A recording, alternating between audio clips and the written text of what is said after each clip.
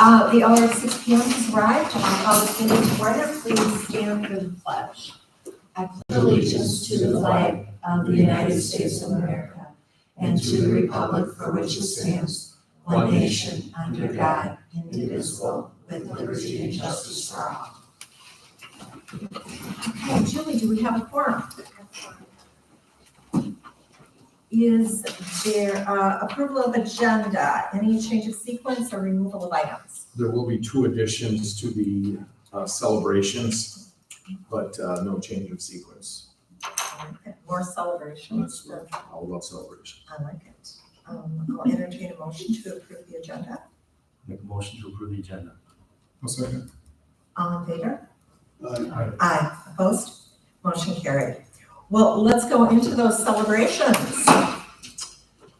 So I thought that after 15 years of working on this, the school was so heavily involved. I took the article that was written for a couple of the fire chiefs, firefighters, trade journals, and a copy, not the original, of the bill. And I want to give this to the school to hang in a prominent place. It's not glass, it's plexiglass. So kids can see what you can do. So I want to present that. Mary Ann, would you like to accept that? I would love to just do it this way. Thank you. Thank you so much. And congratulations on being named the Fire Chief of the Year. Oh, yeah. Hey, it was a big deal. Can we get actually a picture of you holding it together and up just so we can put it on the Facebook page? Certainly. Yes. Do we want to have the entire board? Sure. Nate. Well, Why come on up, Dan. don't you all go up with Chief? You all? The board. Y'all. Y'all. Y'all. We all. The board. Well, we know that this would not have happened without Jerry's just tenacity. Right here, Get in there. and then back behind. All right, 1, 2, 3. Perfect. Thanks, Chief. Explain what Wonderful. Thank you. Thank you, and I think that what you said is it's a really important lesson. Yeah. It's more than just what happened, it's the process and the lesson. And I think that lesson is really appropriate for the elementary school, but I also think it's appropriate for the high school and the government classes. Yeah. You know, Yeah, we so, started out with this as an educational idea. You know, let's see a bill go through and work that way, but got it. we got it there, and it is important to remember and to remind students Yep. that they can do these Thank things. you. Thank you. Okay. Put it back here, so folks can see it. So our second celebration, we found out last week that Emma Bowden was selected to be on the first ever WIA Student Leadership Council. So it was an application process. I'm gonna let Emma tell you about what she kind of went through the process, but 27 people in the whole state, student athletes, I believe, were selected, and Emma was one. She'll represent Region 2, District 2. So Emma, do you want to kind of tell them about the process that you went through with the application and what are the expectations? So for the application, it was May, so I was still in school, and I filled out a form and they asked about like leadership roles. It was mainly leadership roles. They didn't ask much about my athletics at all, actually. And then I thought I didn't get it because I never got an email until, I was like, whatever, until like July. Yeah, July, I think I got an email. They're like, we want to schedule an interview. So I was like, okay. So I've never actually been interviewed before, but it went well. It was a 5-minute interview and I made him laugh. So I was like, that's my joke. And then I think it was 2 or 3 weeks later, they said at the end of the week I'd hear it. So again, I thought I didn't get it. I think 2 weeks later, they texted me and said I got it. They couldn't tell anyone. So I told Mr. Not. And then I was sworn to secrecy. yeah, they said, don't tell anyone. And then last Wednesday, they made the release, and then I go tell people. So, yeah. Okay. And what does it mean? So I actually don't know what I'm doing yet. I just want to be part of it. Something with state tournaments, I'll go to those. I think I'm going to learn like what the WIA actually does for like behind the scenes things. That's what I'm hoping at least. I think it'll be interesting. Yeah, they'll be sharing the perspective of a student athlete and some of the decision making that goes on at the WIA so that they'll get that student athlete And a lens. positive note, I mean, it's just in Stevens Point, so for you, Yeah, like to go to exactly. their headquarters is pretty close. Yeah, that's Congratulations, very deserving. And our last celebration is Saturday evening. Two of our educators became one. Mrs. Landgraf and Mr. Kuhn are now Mr. and Mrs. Kuhn. I believe they're in Maine this week on a honeymoon, well-deserved honeymoon. A lot of Pittsville folks in attendance, a lot of staff, but anyway, two wonderful folks, both educators in our district. So congratulations to Nick and Maria. Wonderful. Item 4 is our consent agenda. That includes the following items: meeting notice certification, regular meeting minutes of July 8th, the financial status, resignations, hirings, fall co-curricular approaches. Do board members have any questions about any of the items on the consent agenda? I just have one. I don't need details about, I know I asked a few questions outside, but I just want to verify the Do we have change. to, I don't mean to interrupt, but do we have to pull from a consent? I think we have to pull, if we want to discuss one of the items, you have to pull it from consent. Oh, I want to make sure we're following procedure we can, but we would have to pull whatever item it would be from consent. Deb? Deb, do you know? There's a change to it. But not just a question. I think a question is okay. Okay, Okay. okay, I want to make sure. So I just have a question, I just want to verify, I know, and it turned out great, our options. I know we changed some things, but items 3, 4, and 5, Yep, just confirming they were budget neutral to what we had put in the budget for 3, 4, and 5. so they'll actually end up being likely a budget savings for us. Okay, sounds good. And if I want to, can I elaborate a little Oh, bit? I can sure, pull it to the board just for, so right now, we were left with, actually, Danielle, Danielle went through the whole process. You want to kind of walk through about what was budgeted through CISA for the virtual services that we were going to be getting just on those I mean, positions? certainly read it, and it's a better, it's a much better situation for the district, so couldn't agree more. Yeah. Just checking from what the budget we approved, like, are we within it? Are we more than it? Or, like, what did that do to it? Yeah, it would be neutral. And where the savings are gonna come in is the school psych position was virtual. So CISA was offering us virtual services for $79,000 a year for 3 days of virtual services. We would have had to have an adult sit in the room with the children, with the younger children, to supervise during the services. So we would have not only been paying for the CISA contracted services, we would have had to then pay an adult, likely a para, who are all, right now, the reason we had to hire another para with student needs, we wouldn't have had an adult without potentially hiring another position to have a person sit, which would where the savings piece would actually come in. So I understand, but that position wasn't budgeted either. So my question is, what we're actually hiring, is it within what we approved of the budget? So the budget was 79. The salary is less than that position. Okay. However, there's benefits potentially and insurance that are the unknown pieces. So if that makes sense. So maybe, Likely. okay. Likely. And it might be a little bit over, but what I would tell you is, like, we don't know when we hire someone what the benefits and what the insurance component is gonna be.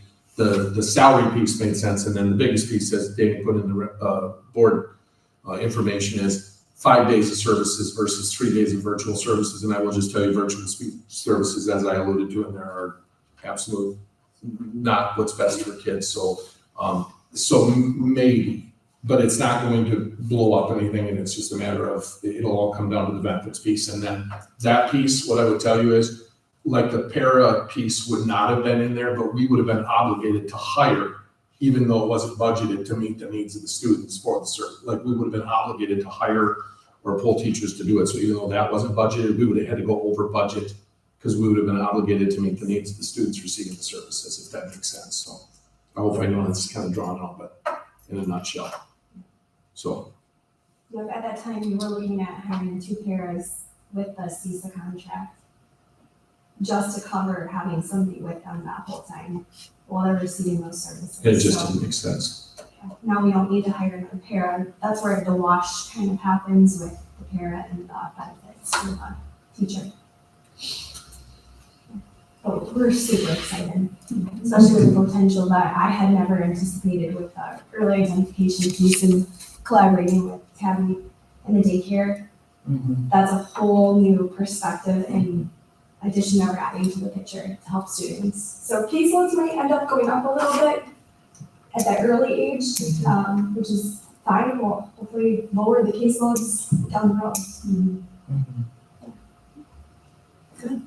Julie's other answer your questions? Yeah, questions, they and can. by no means am I not supportive of what we did. I'm just wondering if we made a budget adjustment. I That's would- all. That's all I'm asking. And I would Did love we make a budget I adjustment? didn't wanna be vague, it's just I don't know the exact, but I know, like, just looking at Ross's salary, there was a savings for more days. Sure. But then the benefits piece is the kind of unknown piece.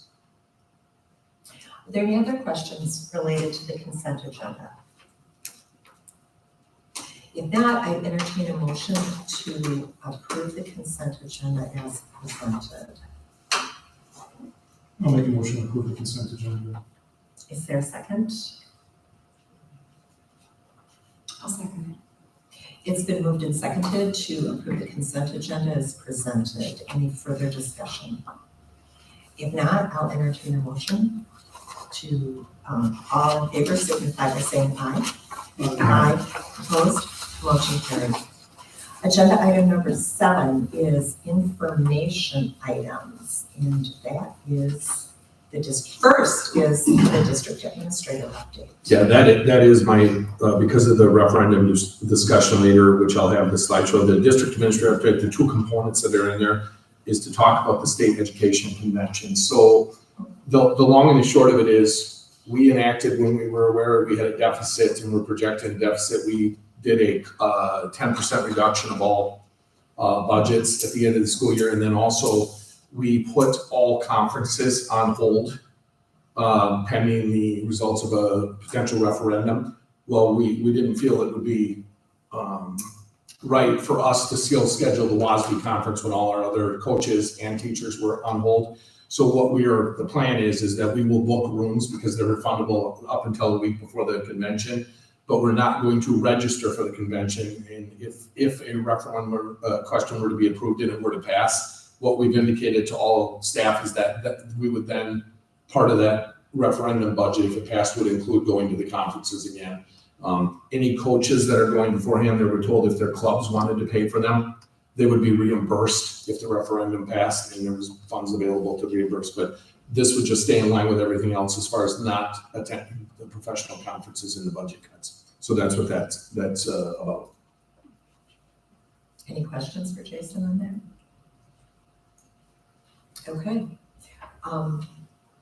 The fall meeting and the virtual option? Yeah, the virtual option, which is the reason for the virtual option is it's it's cheaper than the in-person. Free. It's free. It's a lot free. cheaper. Free is a lot cheaper. So that Mary Ann and I had attended one of those together, and Mary Ann attended several, that we're gonna do the virtual option in order to avoid the cost for the conferences in line with the other decisions. So those were my two updates. Okay, thank you, Jason. The next item is the administrative staff school year summary and goals from the Pittsville Childcare Center. Tabitha? And Tabby Becker. Do you want me to go through this all again, or what do you? I think it would be good to start at the beginning with the report that you provided and then address the board's questions. Okay. And Tab, you don't Is it need, okay? you don't need to stand. My back's killing me, so if I can just sit here, that's okay. All right, so just starting with the first one, our major projects that we're kind of working on. So we are in the process of still converting that school age classroom. So that's just kind of on hold right now until we can figure out if we're gonna have that county funding coming through to kind of help us supply that classroom. And then kind of help like for teachers and paying for that part of it. Could you elaborate on the county funding? Well, that's like something that we've been working with for it's probably been a year now, Yes. almost. Shut the door. The door and all the other upgrades in the room that were approved. We submitted a request through Wood County. I attended a meeting about 6 months ago. We put in our request and I've asked for a couple updates. They're on hold with the decision-making, how to allocate those funds. And it's on the bureaucracy side over there as far as some needs with my understanding is with the new jail, that things are, like they're not ready to release the funding yet. The last time I spoke with someone, they were still confident we were gonna receive funding, but we're still waiting to hear. So we haven't put a door in yet. We did put the door in because the district, that cost district, we were gonna do regardless. When the grant became available, we submitted several other requests that were available through this grant, including compensation for PCCC staff. So there's other upgrades that would take place in the room, including like cabinets and some other, We had to like put another sink in. yeah. And then like since our age group was going to be switching more to our younger ages, it included like things changing kind of like in our playground, like making more things accessible for our younger ages. So that was some of the things, and like bathroom updates, with the bathrooms that are between those two rooms, because they are old. So just like some updates like that is what we were. So the door was put in, that was put in Last last fall, yeah, I think last fall, but the other ones are on hold because those projects were not discussed or outside of the grant process, and we didn't anticipate it taking this long to hear back on the grant process, but I was told it's likely we're gonna get an answer soon. As in soon coming into the start of the school year about the additional funding for those other components. So just the door was completed and the playground equipment and everything else is on hold. Everything else is on Yeah, hold everything because that's that grant fund. Okay. And if we don't receive the grant funding, what's plan B? We're gonna have to potentially look at the sink piece, the requirement piece would be, the only other requirement in there, they have, we have the sinks put in too. That was something else. We did. I didn't know if that had been. So basically, it would be a matter of like, if we don't get that funding, it would just be like kind of allocating and splitting supplies within the classrooms.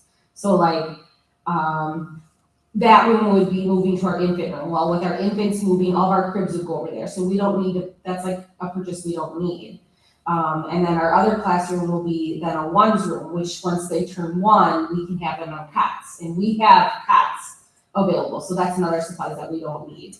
So there are certain things that we can like make do if we don't get that extra funding. It's just, these were the things that if we get this money, what would make the center better and, more beneficial for that age group of which we are trying to serve. Because we had originally put the grant in for just the door and the sinks, I believe, because those were the required to be able to use that room. And then we were encouraged to increase our grant request because there weren't a lot of, like, what other needs do you have? So will they still allow the grant to back pay us for the door Yes. and, okay, even though we did it in a different Yes. budget cycle? Yes.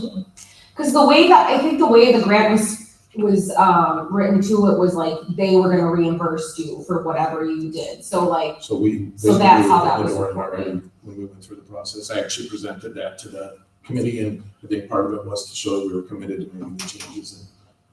So there really isn't, we're waiting to find out, do we just make do with what we have and rearrange? Yes. Or are we getting some additional resources? But we can move ahead with it regardless if we get the grant or not. as long as we have a teacher. So that is our other, like that other waiting component is we need to have a teacher we have a teacher to go into that room, but it's the other room that we're changing, the ones room that we're making. That's where we're needing that teacher. So that's kind of been that's probably our biggest hold on it is the staffing part of it. Which I kind of went into next, that we'll need 2 full-time teachers. So the 2 that we just approved tonight, are either of those teachers? So both of them are high school students. So they were basically full-time for summer, and then they plan to work kind of part-time throughout the school year. So neither of them can be a lead teacher, they're both assistant teachers. But we do have, But we do, yes, I do have 2 interviews actually this Friday. for actual lead teachers, so my fingers are crossed. Yes. So both of them, I mean, they both look very promising, so I'm hoping that those go well, and then we can, the one was like ready to go and can be hired right away, so I think that will help us. The next part, well, we were just talking about a little bit, the summer enrollment is kind of changing. We're starting to have, this month we'll have some fall kids coming back, especially like teachers' kids that will be coming back. But this was kind of where our numbers were at all summer. That's like our day ratio. Some days we've had, preschool, we've had up to 10 at a time in the day, but otherwise, like our infants, we only have 6 in there right now, and our toddlers, we only have 5 in there right now. And then, just kind of our wait list, and kind of like talking about like how we can't move all these waitlisted kids in, because a lot of like our infant wait lists are potential babies, or they have a set date of when parents are going back to work. So we're just like holding this spot. So they pay a holding fee that we sit and hold it, and they're giving us a certain date that we'll hold it for them. And at that time, when that date comes, that's when they can choose to enroll. And if they don't, then they get moved off of the waiting list and we take someone else. So Tab, how many of those, like off the top of your head, if you know, like how many of those are actual, like, are there any that want to be in and there's not space? Actually, printed off the list that I had on the kids. No, we actually just took in a new kid, actually. So our toddler room is actually up to 6 now. We just started a new kid last week. So those wait lists. But all those are kids that are starting at the end of either August here, or they're gonna be starting within like, they're honestly, it's like we get a kid each month. Probably until March. So that's kind of how that works. At this point, we're meeting our local community need at the time they have a need. There isn't a parent out there saying, I'm waiting and they need to come tomorrow and you can't take them. We will have some people call that are looking for still potential, like, hey, I'm looking for an infant starting this, and then it's like, well, I'll just let you know, we have 9 kids that are above you on this list. So you can go on here, otherwise, they'll look somewhere else for something maybe a little bit closer, but. How many calls like that do you think you take? Like how many people that want to be represented by the wait list? Probably this summer, I probably had like 5 for like our infant age group. But I usually get a lot like in the fall, like once school starts kind of thing, or a lot like in the spring. So that's kind of like our main time of when we get those calls. And so it's mostly for like the all day care, because like when school starts, like we can take any kid after school, right? That's Because the that's, after school program? Yes. Okay. so this is just for basically anyone 0 to 4 that's not enrolled in 4K. Do you have to prioritize? Would you prioritize someone from the district versus someone outside the district? So our priority goes for like a full-time person versus a part-time person. And then we also have started staff-wise. Like if we have a staff person that's gonna need childcare, we're gonna find a spot for that child because we need that staff member. So that's kind of where our priority is. Otherwise, it's based on when they reach out, when they turn in that enrollment fee to get on our wait list. So they can't just call and get put on a wait list. They have to actually commit and fill out a contract and put that fee in before they can get on that wait list. So I actually think it's a really great question though, Nate, that I think we should consider. I completely agree with what you've listed. Like, I think staff, absolutely, no matter where you live, top priority, right? Like totally get that. But I think that there is some conversation about living in the Pittsville School District being prioritized over, because our taxpayers are subsidizing this. And so there should be some benefit in subsidizing. I mean, again, without a doubt, whether you live in the district or not, staff should trump, right? Because we need staff to run. But I think it's a really great thing to maybe consider if we can. I mean, It might be. Most of our enrollment are school district students. That'd be my guess. Like, Um, people probably don't just drive from Marshfield to say, hey. The only ones we have had, that have been like open enrollment have been open enrollment kids through the district. Sure. So like that have been some of ours in the past. Otherwise, the majority of them are in our district. Got it. Yeah, and I know. Especially right now, I think pretty much all of our kids are Pittsville residents. Any other questions on that?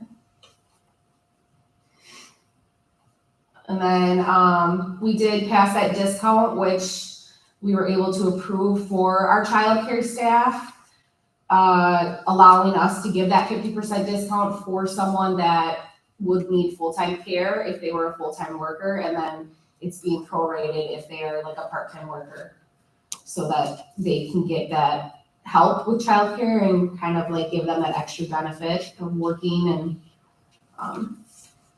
within our center. Any questions on that? Alright. We kind of talked a little bit about our staffing update. Right now, I basically have 3 lead teachers and I have 3 assistants. And hoping to get these interviews that are coming on Friday to the potential staff. Because really, we're gonna need people come fall. So I don't know what our other backup plan is. We've kind of been like going back and forth of other things of what we would do. But right now, my goal is to hire people. Tab, if we hired these 2 full-time lead teachers, where would that put us as far as being fully staffed or close to fully staffed? That would at least allow us to like maintain where we're at currently. Because there's gonna be 2 of us leaving first, until probably January. So those 2 people are just gonna kind of replace basically where we're at. Which right now, it's like we still will probably need 2 more people to hire. The backup plan Tab was referring to, I think I mentioned to the board at the last meeting, is we have 2 district subs. And that those resources were gonna be potentially allocated into those areas to cover, because, PCC is part of the district, so.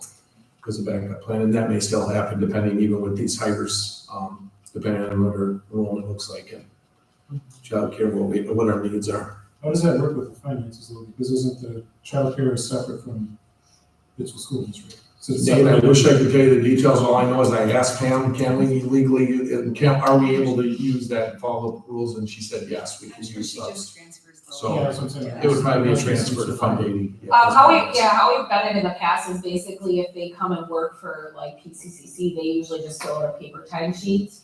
And then we just record those hours so that they're split up wherever they're at. Or also on True Time, we're able to switch between departments when you're clocking in and out, so then it just automatically records it that way. So I don't want to say the wrong thing, but I just know I asked Pam, can we do this? And she said yes. And we do have teachers that work in That have helped, yeah. that have worked in childcare, so. I have a question. Recently, Wisconsin added early childhood education to their registered apprenticeship program. I'm wondering if Mid-State has gotten that started yet. I know there are some technical colleges in Wisconsin that have these apprenticeship programs for, and the people that it would be perfect for would actually be the high school students that we're having, where they can work in the childcare center, but then they also take online classes at a technical college. Mm-hmm. Do you know if Mid-State is doing that? So yet? I don't know, this is actually the first I've heard of that, so I'll have to look into that. I can send you some information. Yeah, because I haven't heard of that. I mean, we've done, with one of our students is gonna do her capstone through us, so she'll continue working through the school year that way. But both of these are going into their senior year, so they Right. still have this whole year of school yet before they would decide what they're doing. Mary, would you share that with Marissa Peterson as well, too, so she I can? think it's the last issue of the school news. Are you telling me I should pull it up and send it? Is that what you were saying? I can double check Yeah. on it. It was either that, no, it wasn't. It was, I'm sorry, it wasn't. It was I on, it didn't was see it. another publication that I got. We do I offer will foundations share of with early you. childhood education too. Pardon? Class. We do offer a class Oh, called yes. Foundations of Early Childhood Right. Education, which corresponds to MSTC course. Okay. For 3 equivalent credits. Okay. So it is. Okay, I will send Sure, you that you know. information. Yeah, Yeah. that's cool. Thanks. Yeah, that's how, with that class, that's how we get a lot of our assistants that come through us, and then the ones that do the capstone.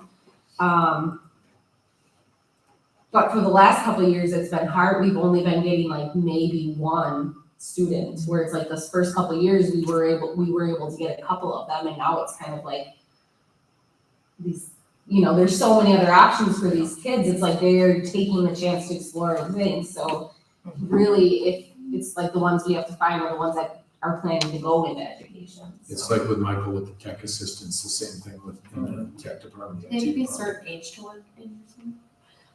If they have that certificate, so basically it's, if they get it, I think they have to be 16 or 17. But yeah, that's with that coursework done. They can't have the other options, like they can't do if they don't have like a high school diploma yet. And then just going off of, I can printed all these questions right here.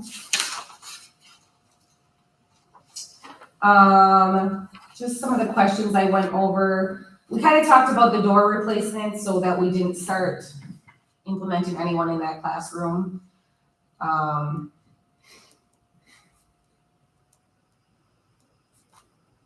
We talked about ratios and bringing kids off the wait list already, about how we're holding spots, so that was touched upon.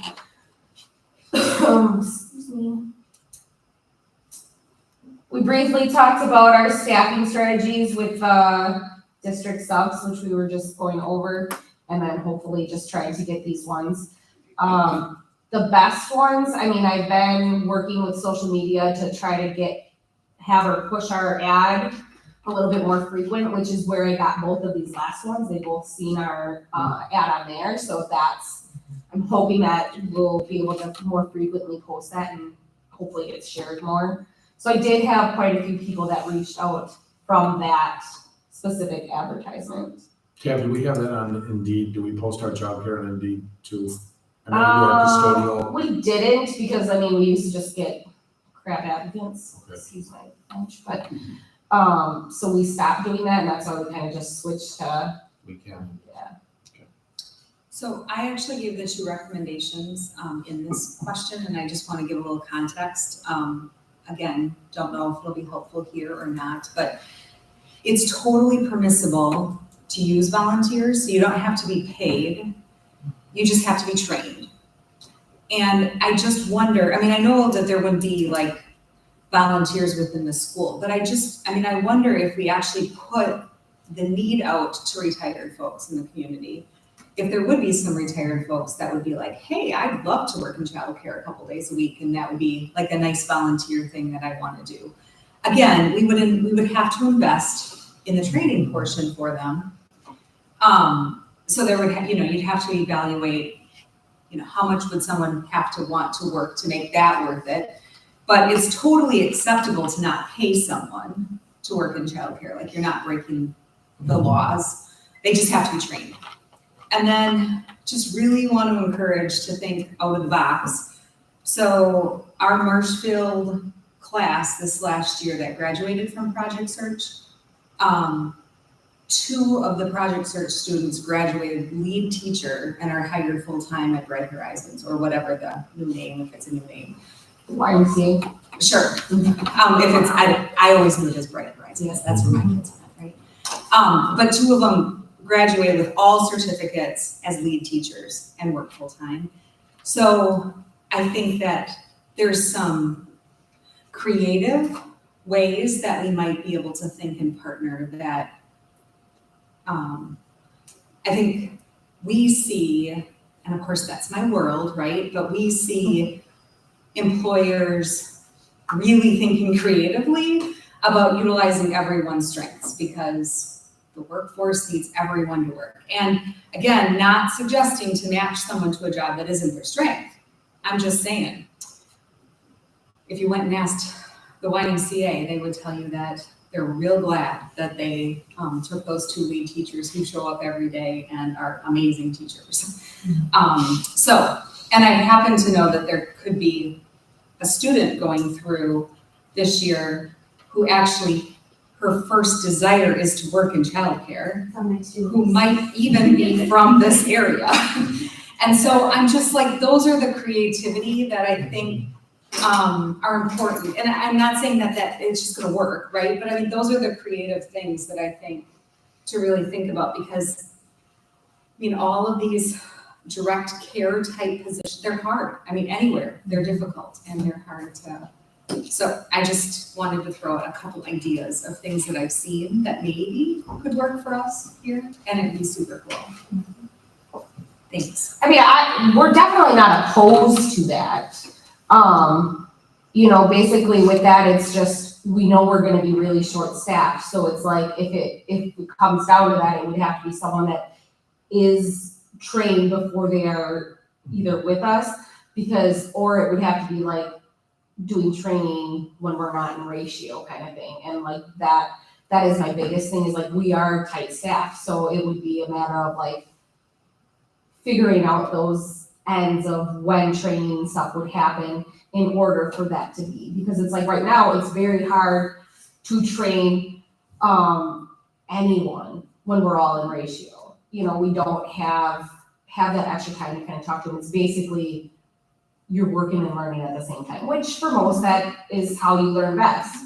But there's certain things we have to do before they can be with the kids that we can't train when we have the kids. So I think that would be our biggest thing. I mean, I don't really know how we would partner any of that off with anyone. That's not something that I'm familiar with, so that would be a matter of figuring out who would kind of. Just an idea.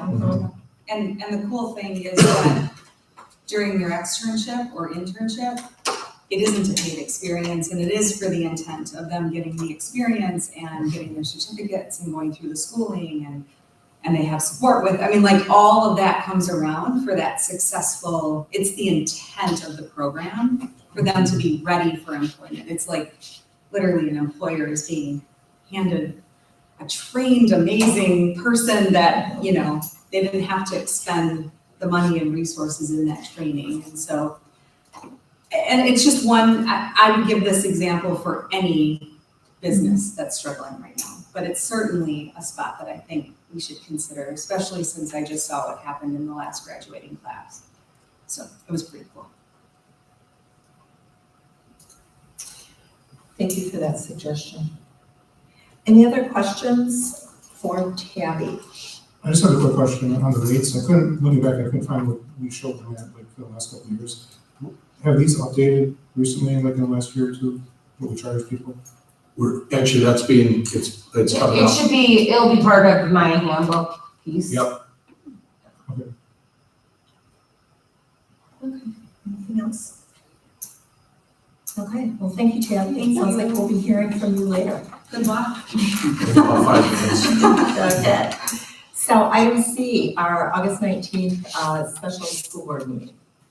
Jason, did you have some comments on that? Well, so the plan is that that's a goal that worked for the majority of the board. So we are set up, and then what we'll be doing is working on an agenda to send out. It'll be a posted meeting. It will not be televised, but it will be posted. Is it 6?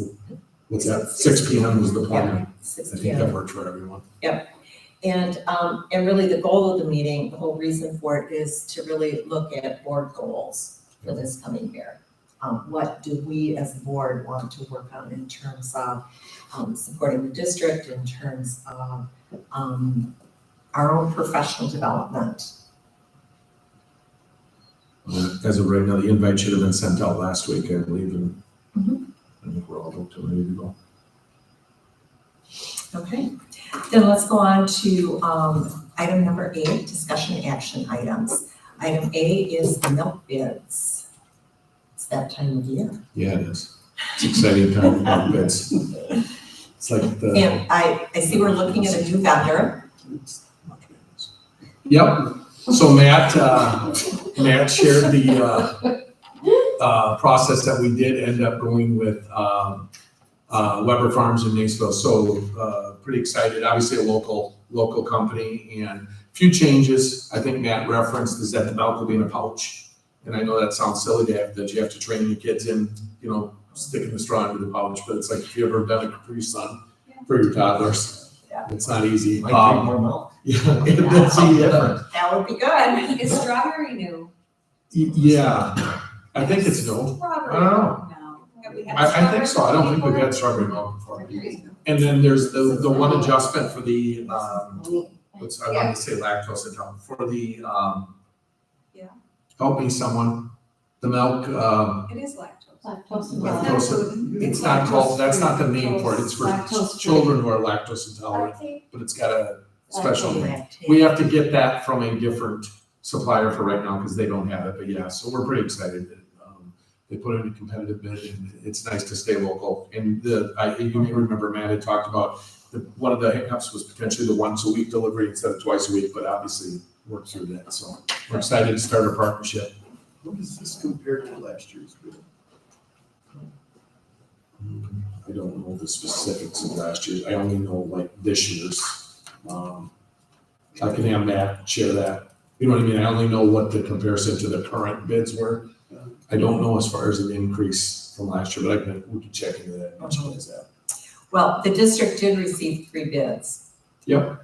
And this was the one that was chosen. Yep. So, if there was an increase, It was unavoidable. it was unavoidable, and I'll find out. this is the winning bid. I'll find out what the comparison was to last year's. Okay, I would entertain a motion to approve the recommendation of Weber's Farm Store for the milk bid. I'll make the motion to approve the administration's recommendations of Weber's Farm Store to be awarded the milk bid for 2024-2025 school year. I'll second.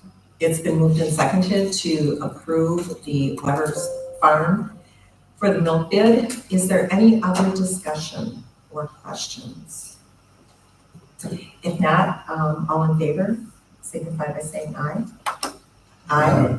Opposed? Motion carried. Item B is the handbook updates, and here we are with the PCC handbook. Tabby.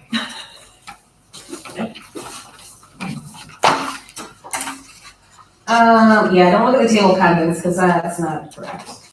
Because I'll adjust that once I make the final adjustments. Do you guys get a chance to look through any of it, or do you want me to just kind of go through it as I? Usually, as a board, we're most interested in where the changes are and if there's substantive changes. So most of, like, the beginning of the changes is just changing our dates that were off, closed, that was like the first class. Most of the changes had to do with kind of removing that school age piece, since we're no longer providing that care at this time, so it was just taking out most of that. This part, the bus arrival, this was just kind of switching some of the wording.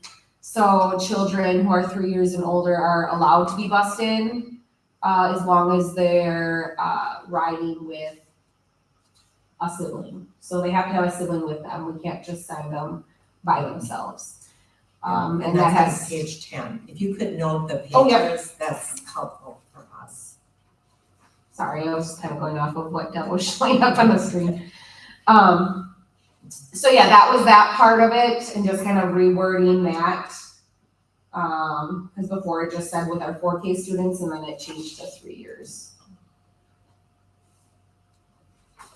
That's just an error of changing our Hi Mama, because they changed their name to Lilio, which was done last year, but that was when I caught it. Page 12 we added this supply fee, because we just had so many rain days last year that we still like to go outside, whether, you know, like if it's just raining and it's wet or it just rained, and we still like to get outside. So we added this supply fee so that we'd be able to purchase rain suits for the classrooms. So this would be kind of like a rental fee that we would put in place, and then it would be like for that classroom. So like we would have so many in the infant classroom, so many in the ones classroom. And this would allow us so that we knew like, okay, it's raining, we'll just throw these rain suits on, which I have them for my toddlers and I love them. And it just allows us to still go outside and not have to worry about changing all their clothes, and not have to worry about like, well, which kid didn't bring their boots back today, or which kid didn't bring, you know, their raincoat today. Cause like that happens, parents take things home and then they don't get brought back. So this was why we added in this fee. And then the cot bedding one is we found some different bedding blanket sets that are just one piece and easier to be washed, and they all would fit, and they would fit in the containers that we have for their bedding, because we have kids come with all different sizes, even though in our handbook it indicates like sizes that it used to be. We would get kids that come with like decorative couch pillows and like that stuff we can't fit in our containers, you know, so it was just kind of like working on things that we knew we were trying to save space on.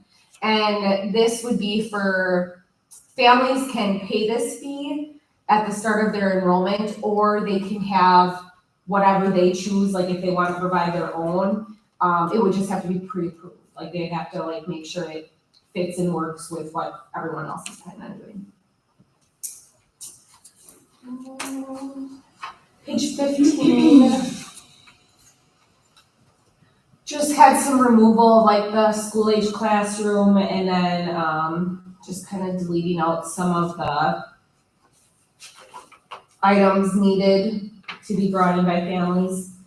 And then we just kind of switched some wording, because I was trying to make sure the wording on my handbooks and my family agreement, I just kind of was making sure they were all written the same, because I noticed I had some changes. So that's kind of what this was, just adding in that piece. Consistency. Yeah, and then just kind of like updating with the use of our vacation, because I have a lot of parents that like will choose to use a vacation day, but then they won't tell me until like the next week. And then it's like, well, those invoices and everything were already paid. So this is that they have to contact us and let us know the day that they're using it, like if it's a sick day or a snow day, or at least prior to them taking that vacation, just to kind of help with the billing part of things.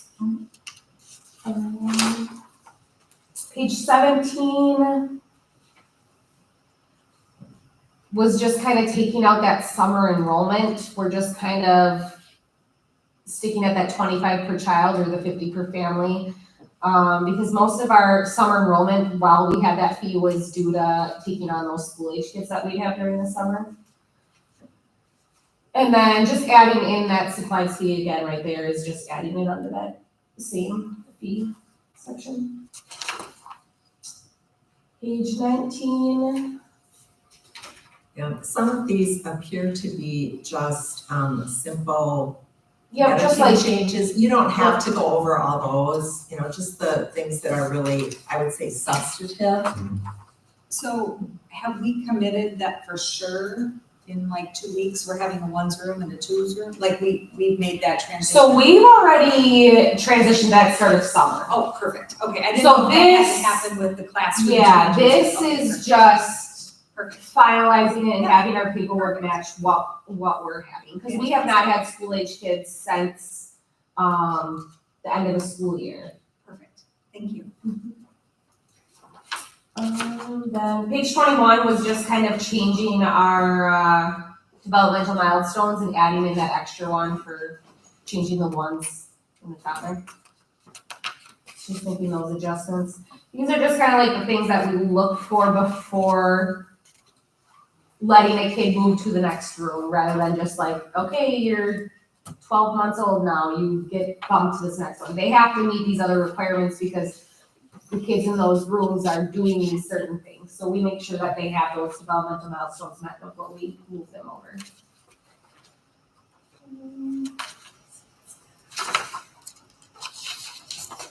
I think that's most of my changes.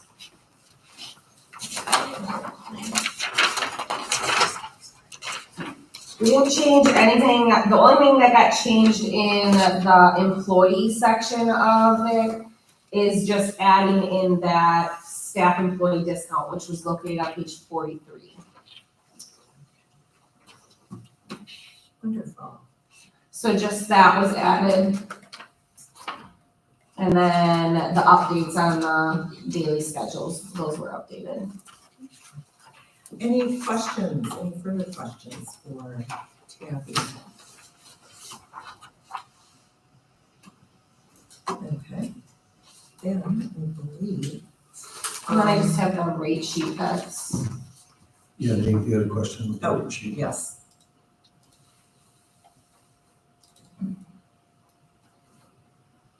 So this was like basically adjusting our age groups and like changing that, and then we increased our prices by like $5. We tried to do it like a round number, and Pam is actually gonna work, we might adjust it again in January to just kind of like figure out a formula, because we realized that we actually didn't have any kind of set formula.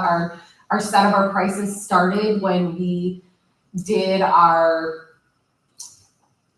exploring of all different prices around the county, like checking at prices of what, that's kind of like how we just kind of started, and then we kind of started increasing as the years went on. So right now this is kind of where we landed to kind of even where we were at, and then we might reevaluate it come January. So where do we stand in like what we charge versus like Auburndale School or the Y? So for our county, we are usually lower than what bigger like Marshfield area and stuff are. We haven't, I don't actually know Auburndale's right now. And I haven't seen the recent release of those, so I'll have to like look into those actually to see where we are at. But I just know that ours has always been either right in the middle, or we've been like right at that lower boundary of where everyone else is. For center-based care. Mm-hmm. Okay. Yeah, not family care, just going based off of centers. So I think we just kind of, when me and Pam were going back and forth with this, we just kind of wanted to like, we knew we had to increase, but we didn't know how much we were going to increase by, so that's why we set with this for the start of September, and then we're like, we've evaluated before and changed it in January. Yeah, when was the last time there was an increase? Do you remember? I think we increased last year. Last year? Usually at handbook updates, we've So increased. It's an annual thing. Yeah. And so as long as our families, it's written in our handbook that they at least get 2 weeks notice, but usually we give them like a whole month before we change it over. Most of them have already kind of known that there's been an increase. I've been letting them know, just didn't have a set price of where we were at. And then all of our current families get their re-enrollment packet this year, and then they'll be due September at the start of the school year. Like our employee wages have gone up like more than this percent, right? To try and get people in, like when you're offering a lead teacher, that's higher than what was here as well. Yeah, we started offering a bonus middle of the year for if you're a licensed teacher. Yeah. A $5 per hour bonus to try to Just like entice. you mentioned for like before the bowl for the area, we keep like our costs are going. Yeah. higher and we're bringing it in. I get where you're going. Yeah, and that, I mean, honestly, that's kind of what me and Pam were going back and forth. It was more or less like, she had a lot on her plate right now, so we were like, we'll just go with this, and then we'll reevaluate kind of where we're at in January. Yeah, there's a balance of finding out, making sure you're being respectful of the cost to your families, but also you want to compensate people. So I would like to ask if you could check with Auburndale and see what their rate is and just pass that info on to Jason. for, Yeah, usually um, if I go on like the DCF, I should be able to see everyone's For everyone. prices on there. Yeah, if you share. For county share kind of with thing. them. So like when we originally were doing it, we were going off of like where we're located. And then like, it also goes like based on your area, you know, like the area of your district, kind of things like that. So I'll look into that and kind of see where they're at. Thank you, thank you. Any other questions for Tabby? If any questions come up later, please feel free to email Jason and I'm sure he can get the answer. So I would entertain a motion to approve the updates to the PCC handbook. I'll make that motion. Second. It's been moved and seconded to approve the updates to the PCC handbook for the 24-25 school year. Any further questions or discussion? We have to do the rate sheet too. If it's Oh, new, I bet we do. we do it in one. Yeah, we can definitely do it in one. Would you like to amend your motion Yes, I would to include the rate sheet. to include the rate sheet? Okay. Do you accept that as a friendly amendment? Yes. Okay. Second. Okay. All in favor, signify by saying aye. Aye. Opposed? Motion carried. Okay, the next item is the handbooks for the high school, the elementary school, and the combined handbook. All right, so our recommendation is to approve the all-in-one handbook. As Leslie and I were going through it, elementary had, their worded or verbiage, and high school had their verbiage very similar, but just a little bit of word tweak here and there. So we are recommending, I'll give you the updates at the high school, as I can give you the updates at the elementary school, but we are recommending that we go to an all-in-one handbook. If you've looked at the handbook, it is separated out between district, elementary, and high school. I just think we share so many staff and so many students in different buildings that I think if I have a kid in high school and I have a kiddo in elementary, we're all one conducive school district. So therefore, it's not confusing to staff. If I had elementary versus high school students, kind of all on the same page. So consistency. Yeah. So when you talk about Maria Landgraf and our Yes. CTE department that have all those students, that's arisen in the past is questions about kids having different expectations. So I'll go through the high school changes. Can I just ask one more question? But you're not actually asking us to approve the high school one, right? Because you want us to. Correct, I'm asking the same thing in the high school one and elementary separated one, or all in the combined one, all in one. So do you guys They just don't want to do go so. through the combined one? And they can, Well, the combined one. It's got all it's the not same stuff. highlighted, that's the only problem. Oh, okay, So- I got it, okay. Oh, it's Yeah. not highlighted. Because it's all new, it's a new document. So we didn't have that one. But it's just the two put together? It's the two put together. Okay, So like With if it says consistent animals in language. school in the elementary, animals in school at the high school, it's gonna say, that's gonna be on the district heading. And any changes would also be in all in one that we have. Yes, all the changes are updated in all of them. And honestly, I know it sounds like a lot, but it's actually more streamlined. The process is now with Yeah. this and it's consistent across the board. Yeah.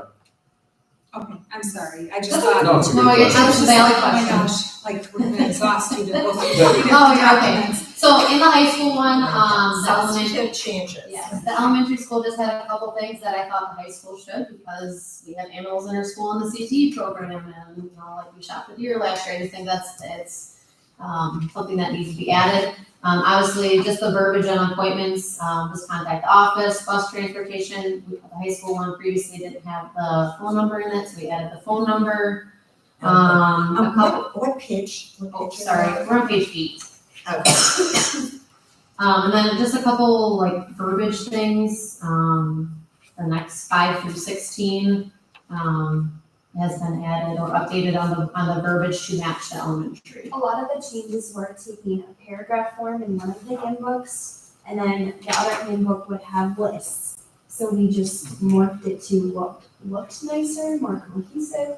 So this, since this is your guys' first time going through, so here's what I'm gonna tell you, there's a lot of changes here that are like clerical type things, those things. Yes. I would just, if it changed the complexion of the handbook, those things, like just focus on those things that are like, either things that were removed, maybe, like, cause otherwise it'll take you guys a long time to go through all that stuff. So And like- then anything in the board Yeah, has substantive questions on. changes. Yeah, so what's a parent gonna call us about, because it's now changed in the handbook, and it's real important we know so that we can help and support and back you up, So right? focus on those big rock things that are in there. Okay, so the block schedule for the high school, nothing has majorly changed except for all Which page? sorry, that's on 9 and 10. 9 and 10, okay, thank you. Nothing major has changed except for, it used to say that first block was 91 minutes and breakfast was only being offered during first block, and then, Panther Pride Time was 50 minutes, and then second block was 84 minutes. So to help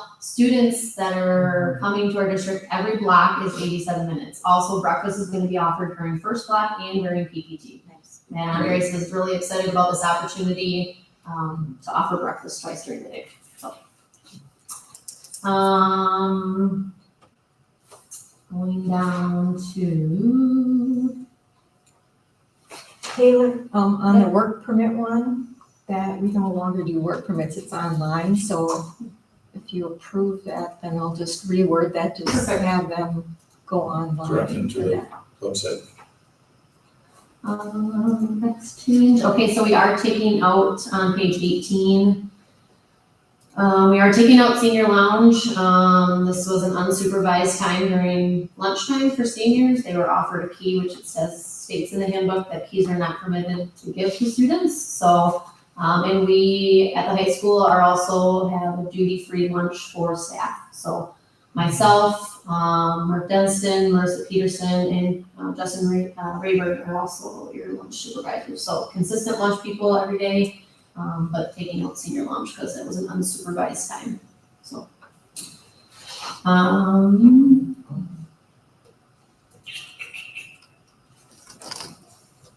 change the grading policy. Do you think that there'll be any issue, like, do you think people will care? Was that a big deal? There's at the seniors up there. But I was just, like, Oh, yeah. So I did is it some, used? Was it used in the past? what did, I know you reached out to some staff. I reached out to Mark and I did not hear back, but, I talked to a couple girls during the parade and they were excited about it, but I also think to give staff a duty-free lunch is really important too. You know, that they can pull kids for their clubs during that time, but I can't staff a room, I can't suit staffing or having kids in a room without being staffed. Well, actually, there are two pieces of policy, which I agreed with this, is that we don't give out keys and we don't leave students unsupervised, and we were violating two of our own policies that we say with kids, and God forbid something does happen up there, and I would love to tell you, you all the board members have kids, I'd love to tell you that just because you become a senior, you all of a sudden become responsible. But not always, right? So, yeah, so it probably will, no question, Julie, just like the cell phone piece. I'm sure it's not gonna be highly popular with kids, but it mirrors what our expectations are in our policies and make sure we know where our students are. Thank you. So the next one is on page 37, this is our cell phone policy, it's matches between district-wide. You can read it in the list there, I'm not gonna go through, each cell phone violation, but just so it's the same verbiage, between the two buildings. Good.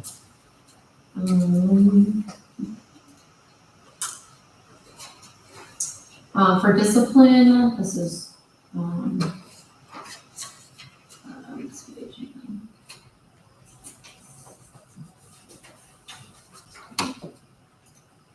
obviously all of our names are up to date, that's simple stuff.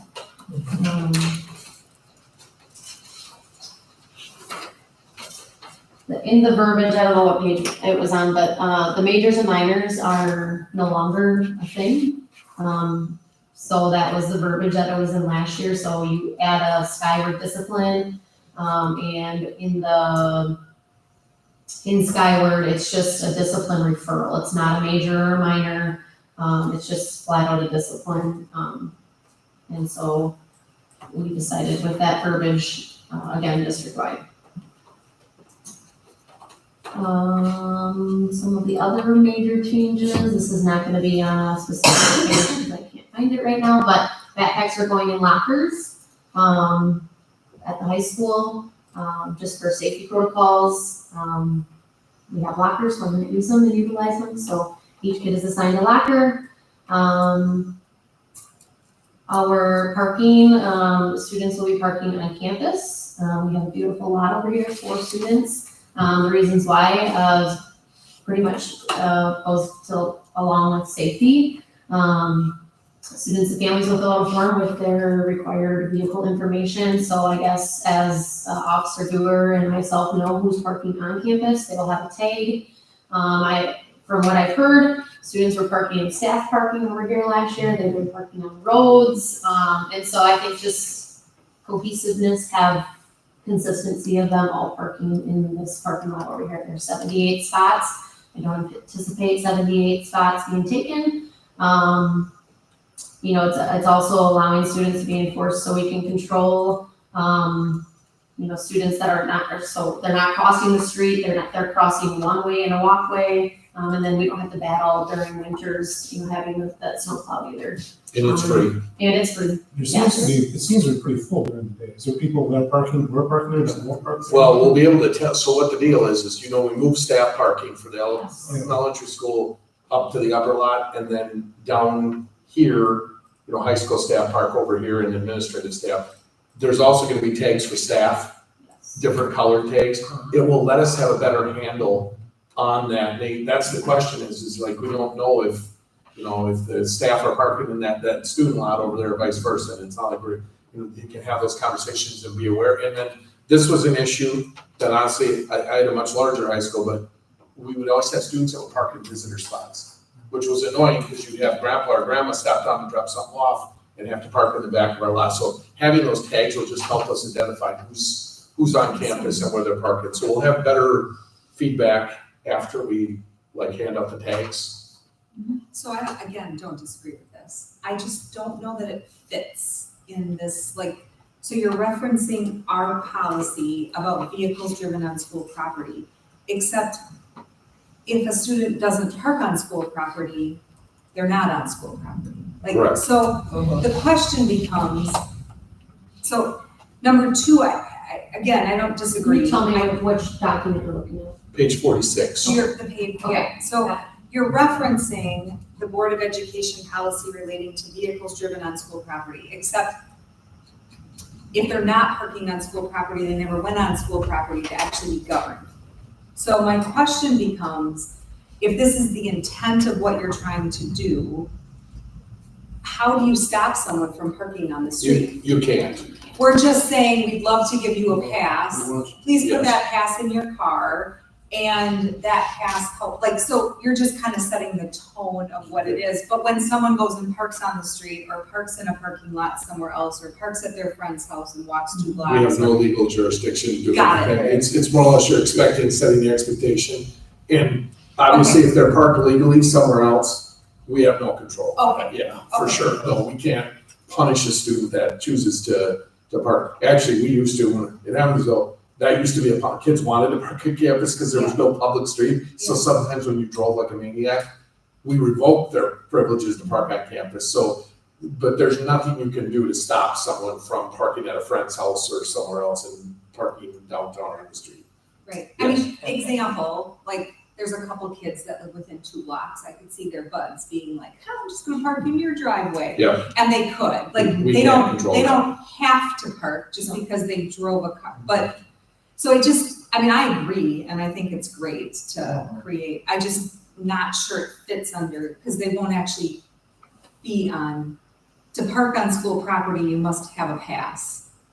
But, like, so just trying to clarify in case someone wants to challenge or what they're thinking, so. Because until you come on the school property, you're not actually dictated by, right? I don't know. Just trying to help make sure it's written in a way that is getting you the results you're hoping for. Yeah, and I mean, as I'm parsing this out in my head, it could be students are strongly encouraged to park on school property and utilize the student parking lot, like in that capacity. I get what, so I do understand what you're saying. Well, and this is just a big change because these Yeah. kids parked everywhere. Yeah. Like, they're all over, like blocks of Kingdom Come. And some faculty also, I think. I think it's worded Staff. properly, like if you park here, you have to have a pass, Okay, Well, that's what it says. Students park. but vehicles. at 3:20, when all the parents come or grandparents to pick up the kids in front of the elementary school, that's where we used to park, was over in that parking lot, wherever we could find a spot. Mhm. Obviously, that's going to change. So where are we going to have parents and grandparents park now?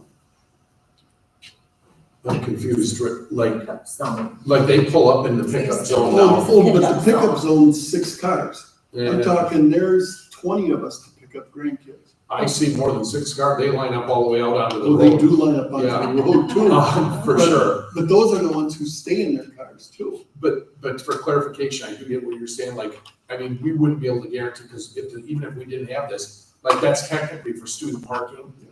And we have a few visitor stalls, like a few, that the idea would be that would keep those open then too for people to pull up. By doing this, is that if you're a student, don't park even on that road that goes between the CTE center and the parking lot, like there's some spots there, is that students should be in the student parking lot. Right. Like that's where they should park, in those student spaces, if that makes sense. So yeah, I get what you're saying, and this is actually designed to try to do that, to leave more spaces open on public areas, like on the street parking and stuff. Right, okay, and I know this is just like a handful of days, but when there's the Splash of Wet Cranberry Tours and visitors who are here for cranberry tours can't find a place to park, it's real frustrating, yeah, so just put a big old we- sign up in Crossroads parking lot and say Cranberry Tours park here, and then call it good.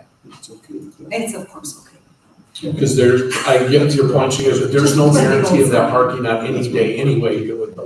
Like, there would be a handful of spots open in that lot every day, so there'd be no guarantee, but I think with some planning, when we know those days are coming up, is like Julie mentioned that, and I know Dave is wonderful, Pastor Dave, Of course. about allowing utilization of the Crossroads parking lot, but something we can plan for. Yeah, I'm hoping we're done with the conversation about parking, because we have a long agenda, and I was gonna say that the spots are gonna be painted as well. Stop Construction donated some metal numbers to us. So we're gonna paint numbers on those stalls as well. And there's gonna be, I don't think there's any We're starting to visitor designated areas So yet. each student actually will have The a tag will number. represent their parking spot. So it's gonna Oh. be totally Yeah. random picked, here's your spot. We're not gonna be Oh, like I first got come, it. first So it's served. not like you must park in this space, it's like you actually have an assigned. You have a stall, spot. yeah. You get your Yes. parking spot with your number, and that's your spot you park in. good info, So Awesome. good info. one other major change, sorry to drag this on, but, we are, as a district, going away from the hat policy. I just That's think hats at high Away from school, hats, so- I know they fought hard on it last year, but as conversations, with our administrators, we do share so many staff and our students are in the elementary buildings or going to the childcare center.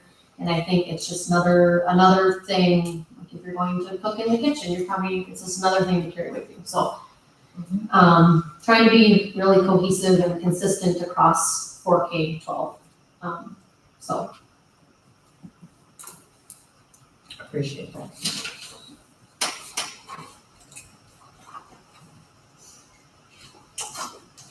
Taylor, was that it on? That was it on the high school. Leslie? Yeah, I don't know if there was so much, I mean, I think again, thank you, my computer died before you came, but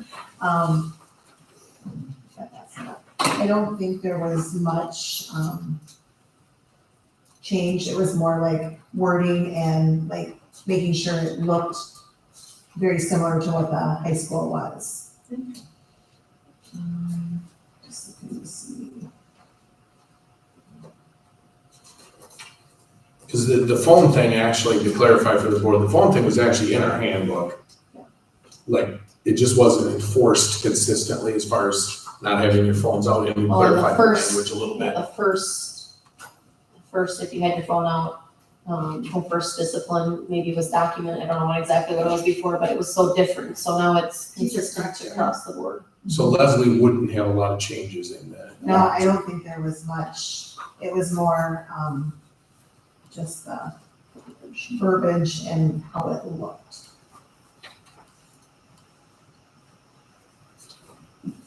Yeah, the cell phone policy was the big one.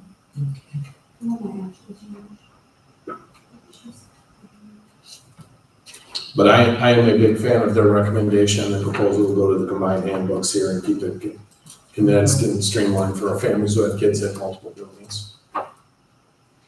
Yeah, I see the value of that. Consistency is a good thing. There's class change request form.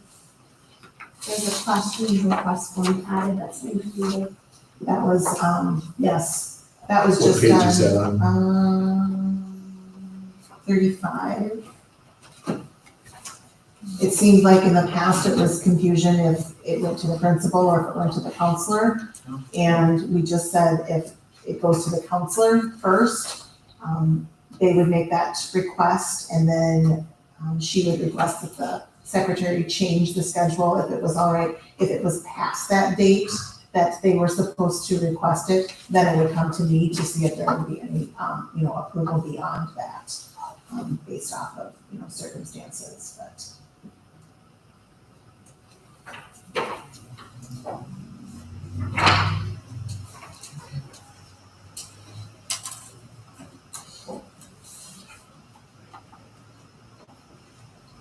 Otherwise, I think that was the main changes. But we are recommending that we go to the all-in-one. Yes.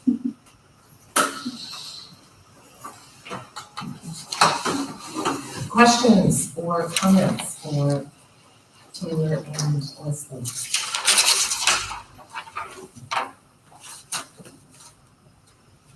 If not, I would entertain a motion to approve the combined handbook. I'll make a motion to approve the combined high school and interschools handbook with updates for the Pittsville high school. Is there a second? I'll second that motion.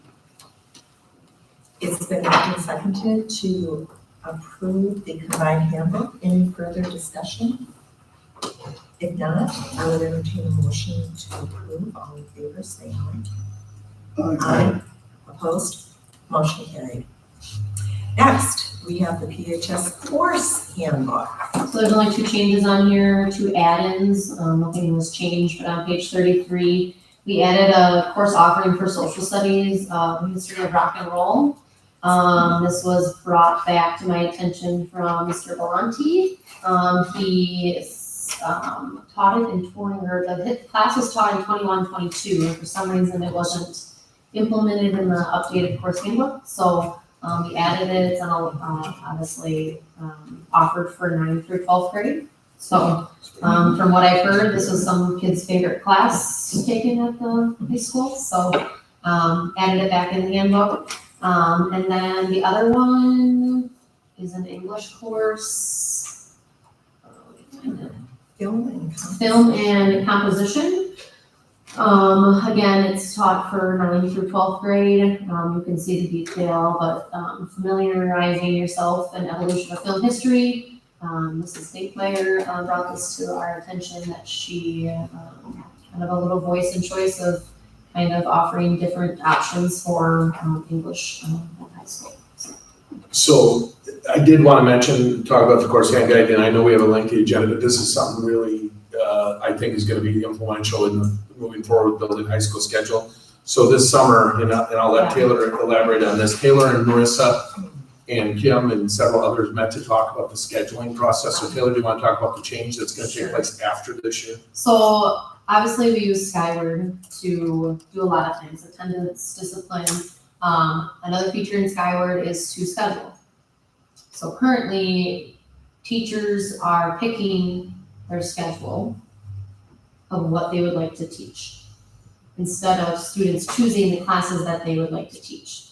So for example, if we have 5 students that want to take an AP Bio class, we will know that by the course sign up. So then we would offer that in some place or placeholder in, let's just say, Mark Denison's class. If we have nobody that wants, now there are requirements. that students have to take, which will automatically be generated onto each student's Skyward profile. They just have to click and select. If they, like let's say, for instance, speech, let's say nobody signs up for speech, well, now we know that we don't have to offer that for this next school year. So it's just a little bit more organized way to decipher what classes, and having students choose what they want to take rather than us dictating like, hey, we're gonna run this class, or now we're kind of in a bind because, you know, we had a geography class, but there's only 3 students in it, but the teacher really wants to teach history of rock and roll, so now we're gonna offer this, but now we're backtracking and trying to find students to fill those spots. Luckily, it is term 3 or 4, so we have some time, but that is a process that Marissa and I, and Kim, the administrative assistant, are gonna be working really hard on to adjust for this next school year.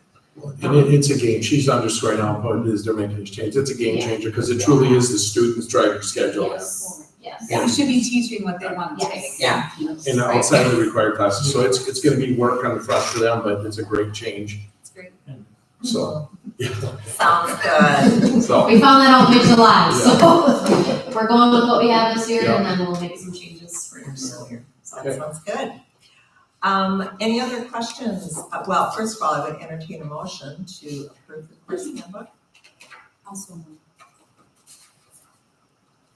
I'll second. It's been presented to approve updates to the high school course handbook. Any further discussion or questions? If not, I'll entertain a motion to approve the course handbook. All in favor, say aye. Aye, opposed? Motion carried. Employee handbook. okay, so I will go through the significant, substantial changes here. So page 26, we updated our confidentiality 3.07 policy, FERPA, about student privacy and rights. It's something that we wanted to reinforce. We will be doing a training. Page 26. 25. 5? Oh, I must have, the paper copy, maybe it got bumped. It might have. It's 26 on my paper copy, I'm sorry. Yeah. I'm looking. So page 25 in your book, it's more or less updating and going over specifically what information are we allowed to share about students and families and who needs to know FERPA, and reinforcing and make sure that we're protecting this information for students and families.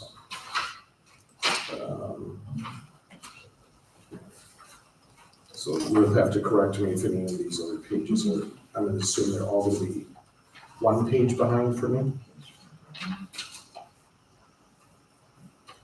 Deb, where's the next yellow? It's 59. 59. Yeah, so 59, yep. So this is just updating the language related to our benefits package for all of our eligible employees.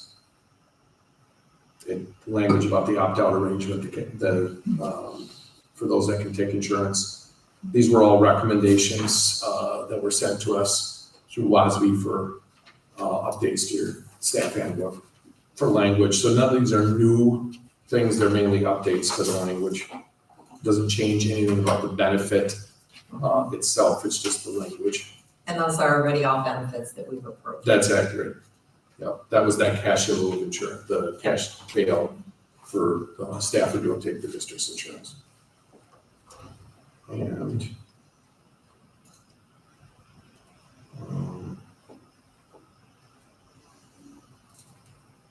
that refreshed my memory, I think that would have been it for, So page 70. yep. Okay, hold on, so that would be 70 for you or 60? I don't know. Tell me which section you like. Yeah. So page 70, it's the summer school assignment. Yep, teachers must hold a license. Yeah, is that, We can't be reimbursed if they don't hold a license. okay, because you've allowed it before. Yeah, we don't get the reimbursement for Got this, for people unless they're licensed, but we will because obviously in the past, if we can get someone. No, that makes complete Yeah. sense. It's mainly, that's the I only just reason. wanted to make sure you weren't limiting yourself. No. Because I think that that's the only way you. It's the only reason is because we don't get reimbursed Yeah, makes sense. for any students if it's not a licensed teacher.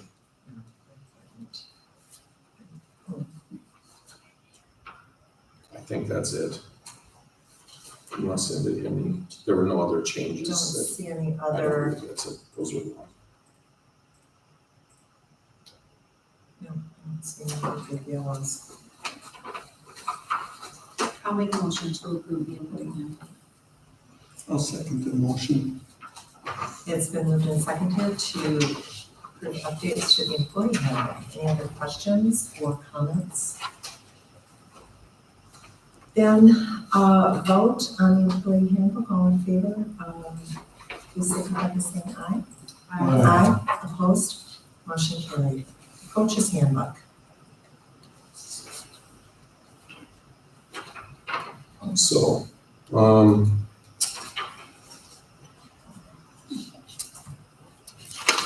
I don't think there were any significant changes, to borrow a phrase from Julie, that you guys would hear about from folks that would be concerned about significant changes. We updated,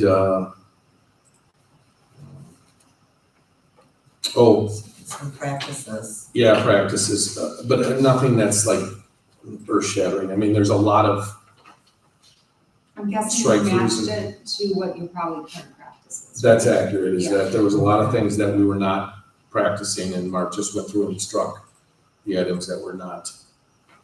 And I am gonna put in a plug quick, I know this technically isn't, we do have an athletic trainer for the next year, free, so it's right in our price range. Aspirus is going to be supplying an athletic trainer to us again this year, so that it's That's good to as an hear. FYI. But yeah, I don't know if there's anything else that you may have picked out that really nothing.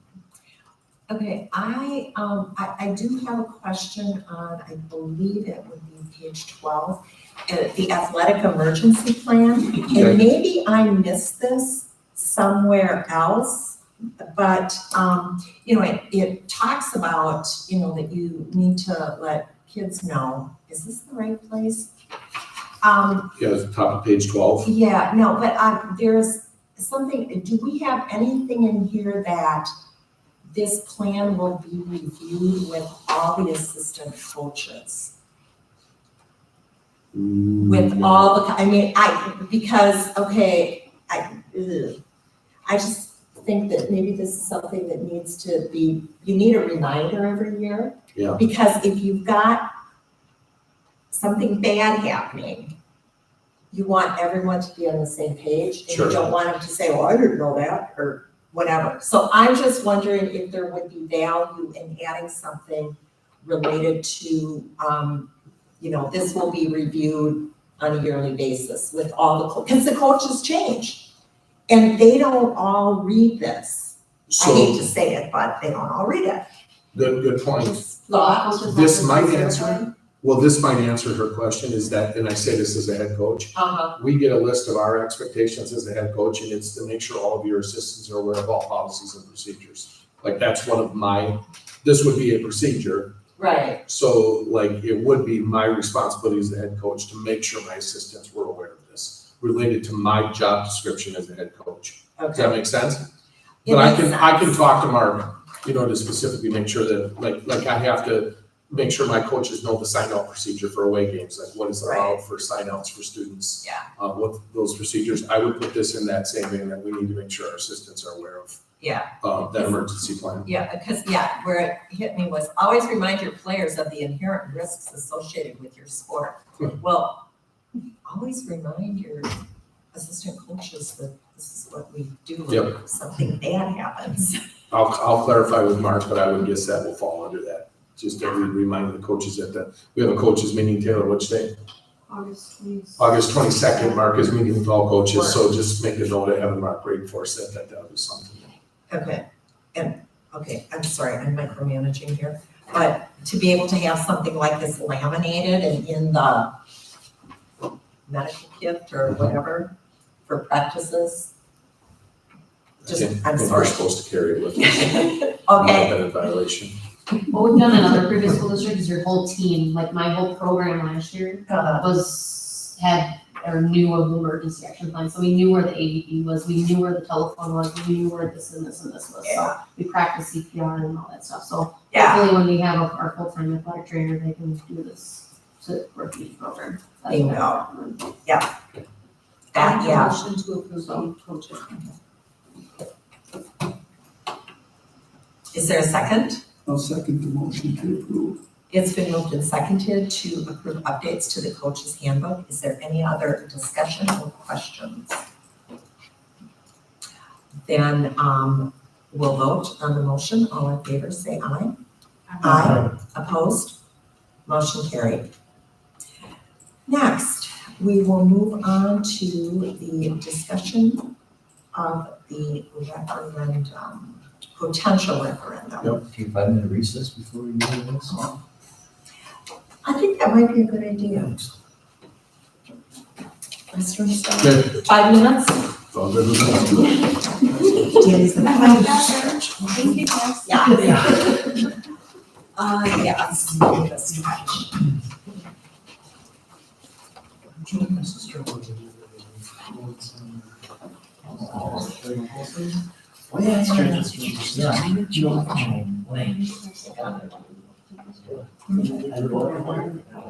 Okay, so this is the first one, then it's the second. See, I just watched them on video, I didn't tune in live.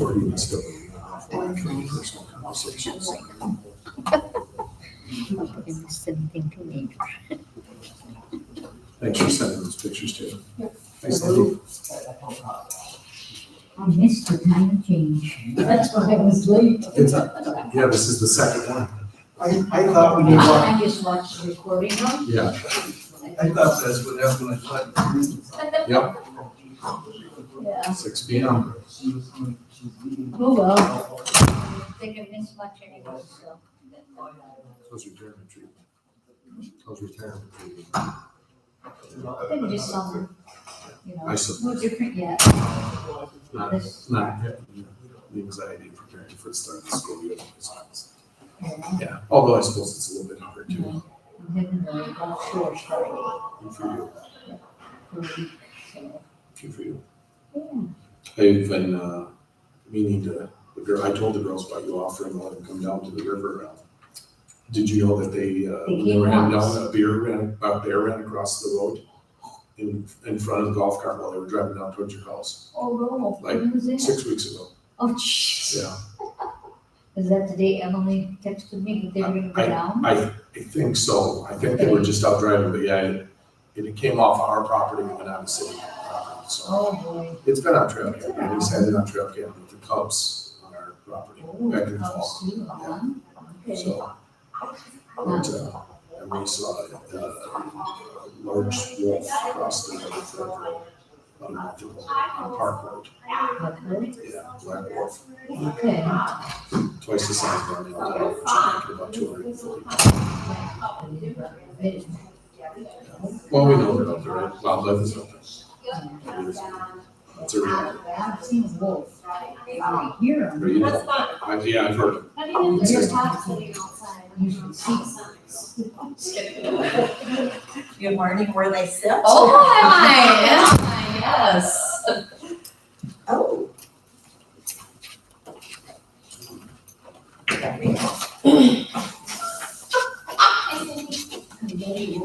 Oh, good to meet you.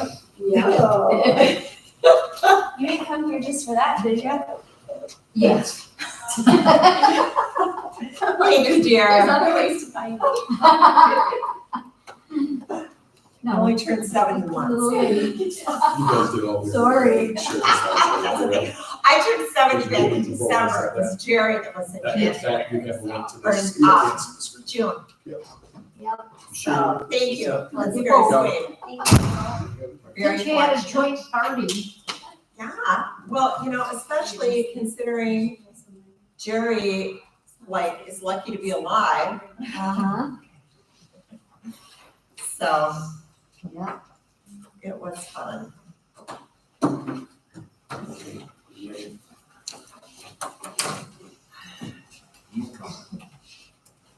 So Jason, are they gonna have a meeting for all subs like we normally did? We're not gonna do a actual meeting and make them come in for it. It'll just be like a guideline, series of guidelines. Most of our subs have been coming for years. It's a shame to make them come in for 3 hours to train. So no, it's not required, so. Okay, are we ready? I think we're ready to roll. So the slideshow that I shared with you is just to kind of, talk about before the board begins discussing the potential referendum questions. Now, how did we get here? I think that's important context. This first slide shows the school funding related to CPI and just not keeping up with inflation. So if you were to take the revenues into account, you're talking about a $3,380 gap with what inflation has been during that time period with the actual funding per pupil. No, those are real numbers, and that's significant over the course of time. So this slide I think is really important, and this puts it into context about the per pupil funding. So what I did, and this is off of the DPI website. Okay, so this is information which lags a year. So this is 2023 data, okay? But this is the per pupil spending allowance per district. Now, if you remember, those limits were put in place in 1992. So why this is important, and I'm going to show a slide coming up. If you look at the per pupil spending, and I took our neighbors into context, as you can see that we're second from the bottom as far as that's what we're allowed to levy per student, all right, within our district. So that's student per student. So that if Marshfield had 568 students, same as us, they would still get to levy that extra $580 per student, okay? So that puts us in the bottom third in the state of Wisconsin as far as where our student revenue limit is, our per pupil revenue, okay? So, and it's below, we're about $1,112 below the average of that group. So if you take the average per student. All right, next slide, please. So this is the one where I wanted to put it into context for you. So what that means is effectively this, that far right green number that you see, the net budget difference, would be if you projected an enrollment of 568 for every one of those school districts, us included. This is per year. That's the additional revenue that if we had their per pupil limits, that's what we would get an additional revenue with the same number of students. So you can see that going down the right column. That's the difference that makes. And if you multiply that out times the number of years we're talking, that is a significant funding imbalance. And this is apples to apples. This is comparing. If these districts had the same number of students as Pittsville, that's what the difference would mean. This was the one that truly, when you look at this, you sit back and say, my goodness. I mean, that's significant. Looking at that. Let's just take Nakusa, because at least they're the same size. Sure. And they don't have a referendum. Sure. So they get $25.83 more Per student that they can levy. So is the 1.4 million the difference of theirs or the difference of ours if we were able to levy $25.83 for our students? The green is what additional funds we would have. We would get on our student count, not their students. Well, this is, if you look at that top right, that's with all of them projected. It would be like saying Auburndale's got 568, Marshfield's got 568, Wisconsin Rapids, and then that would be the difference, yes. The green would be if Nakusa had 568 students, Because just like we us. have 568 Correct. students. That was what we had at that If time. we could levy the same amount Nakusa can, Yep, we would be able to levy almost without, $1.5 million right, extra. without a reference, like it's just. Correct. Okay, got it. Yeah, Okay, correct, thanks. absolutely, that's helpful. And that's why I felt like this was a really valuable slide to put up, just to Yeah. show when you talk about the per pupil limits, and I honestly don't remember if it's Gibraltar, there's a school district in Wisconsin, and it's a very property rich, that can levy up to $25,000 per student. That's their limit. Now, it's a very property rich district with a smaller number, but they get to levy $25,000 per student. So those limits were put in place originally in 1992. Next slide, please. So this was the mill rate comparison. State average is 7.18. And once again, this is data that lags a year before it reports. Our mill rate puts us in the bottom 15% as far as in the state of Wisconsin for mill rates. This is all stuff you can go, any person can go to the DPI website and I'll post, like I'm gonna share this stuff on the website for the community. There's a link to that page where anybody can go sort by district and they can do different sortable features. So this is like public information that's available, but that shows where we are as far as current rate. I did put an asterisk, as you can see, next to Port passed a operational and capital referendum in the spring. Both, they passed a capital referendum for buildings improvements and a operational for, I believe, $800,000 per year in additional operational funds outside the limit. So that number's gonna go up, obviously, with that, and so will that per pupil. Because when you do the operational referendum, that's outside those limits, right? So that's you're levying outside the revenue limits is what the operational referendum gives that if the voters approve it, it gives you permission to levy beyond those limits, that additional money. So how does math work? Because I know people are gonna ask us if we should have two slides together. Yep, Marshall can levy more money than us. per student. At a lower rate. What's that? And their mill rate's lower. Because it's about property value and equalized property And value. so for the property value, for every $100, 100,000 but the $5.18 is $100, right? per thousand. Per thousand. Yep. Yep. Does that make sense, Nathan? And it's kind of, I wish there was an easy end, but that equalized value, property value is what the important piece is that if you know, if we remember, property-rich districts rely on less money coming from the state because it's on their local taxpayers. You know, like that's who foots the bill through their property taxes. And those districts that have a lower property tax base typically get more state funding, more aid. So when property values go up in a district, or when you have that happen, that's a great question. As you often see when they talk about equalized aid, I think people get excited when they see the equalized aid numbers come out. Either they get excited or they get worried. So you'll see it like a number, it'll say, Pittsville's gonna get an additional $324,000. People are like, oh, wow, we get that much more money. No, what that means is we get $324,000 more equalized aid from the state. That just means it lowers the property tax burden. It's one pie. It's just how the piece is cut up on there. No one ever said the Wisconsin school funding formula was simple. Yeah. Yeah. Yeah. That's an understatement. Next slide, please. So this is just something I had talked about as far as like, where would we be looking to focus, our priorities in this referendum? Because the reality is the proposals that are on the table are not to add positions. They are to maintain our current programming and enhance it and our current staffing. They're based upon like, we're doing pretty good things here. We want to continue to do those things. So, we've increased our budget expenses the last 2 years, less than 1% each year. This isn't a spending problem, it's a revenue problem.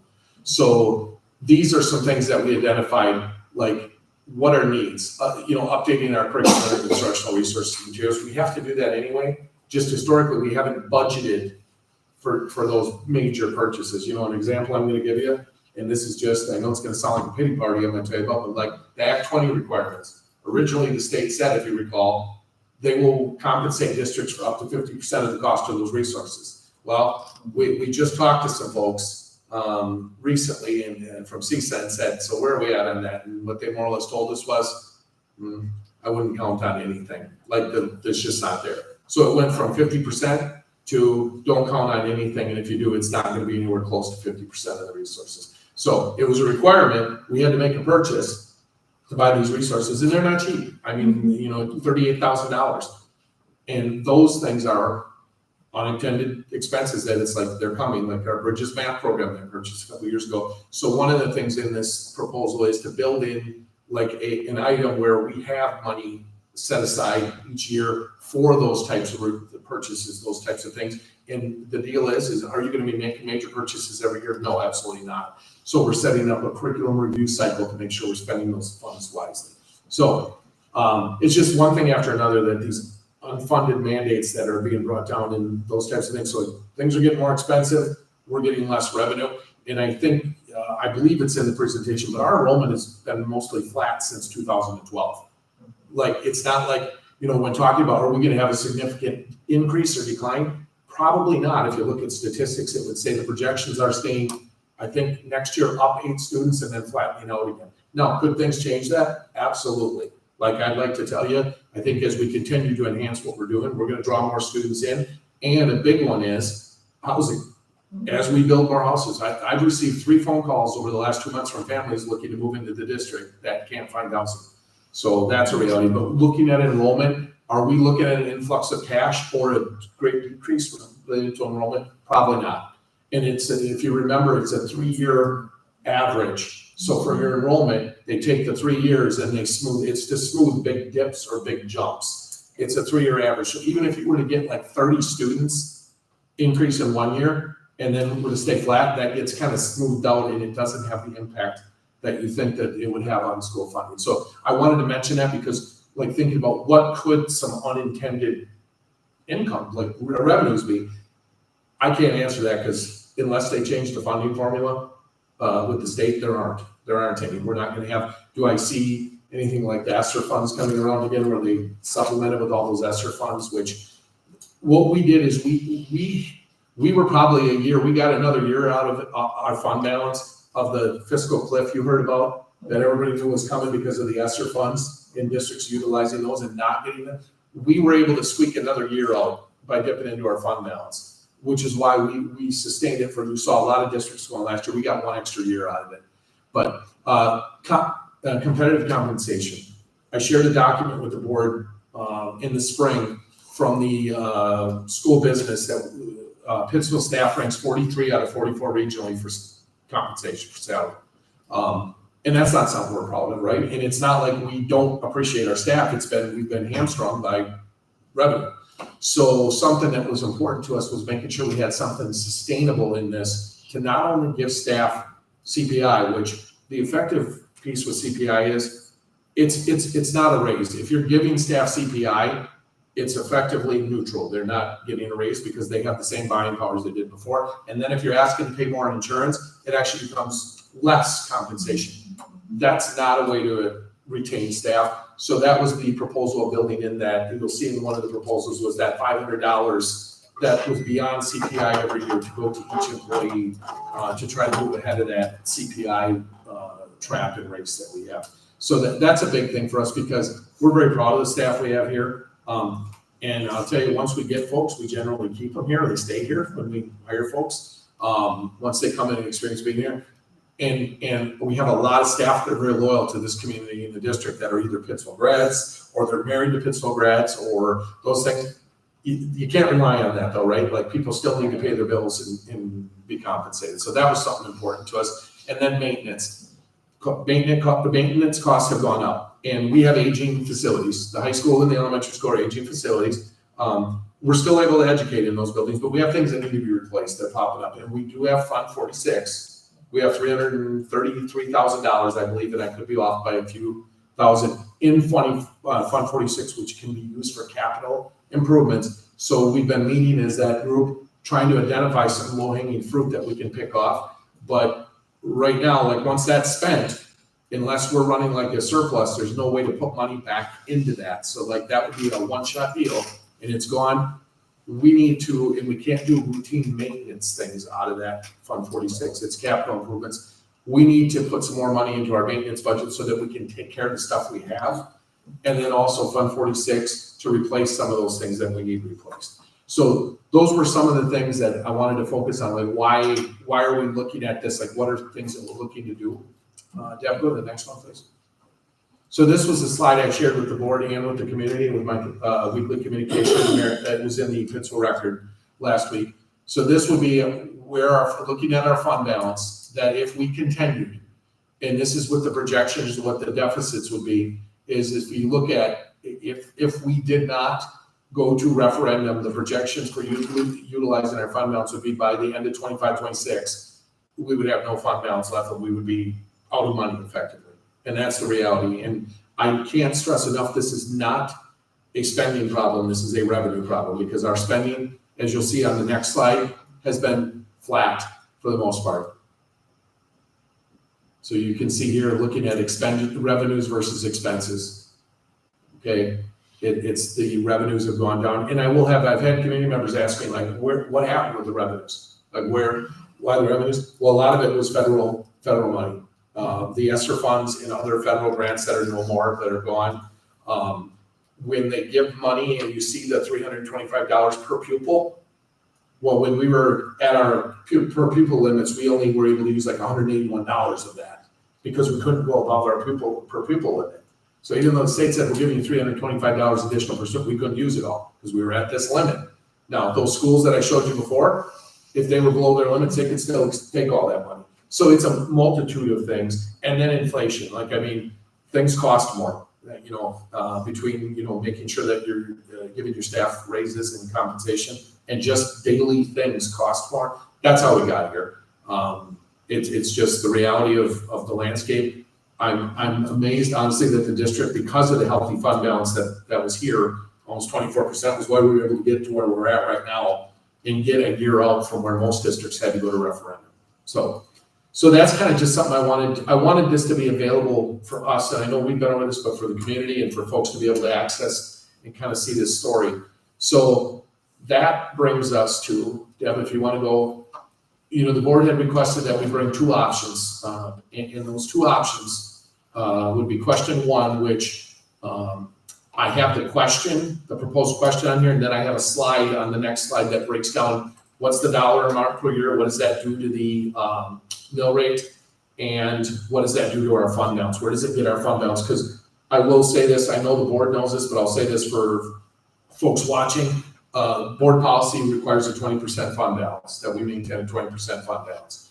Because of the deficits the last 2 years, we've dipped down to about 15.8, I believe, is where we're at right now. Okay, that's not including this current deficit, right? We're at 15.8. So part of this would be to get our fund balance back up to policy, and then the two proposals differ in how far we get above that, and I'll kind of talk about that and take questions. But this is question number one, which would be the 1.1 in the first year, 1.4, 1.7, and then 1.82. And Deb, if you could go to the next slide, this would be that impact, what it does to the mill rate, and what it would do, because a large portion of that would be replenishing our fund balance. So it would get us back to close, in the first year, it would get us almost to the 20%. By year two, we'd be above, up to 21.4. Now, I will stress this, these are projections. We had to project CPI and enrollment. We used PMA, gave us projections on what this would look like. So these are projections, and if you had an aberration one way or another, it could have a major impact.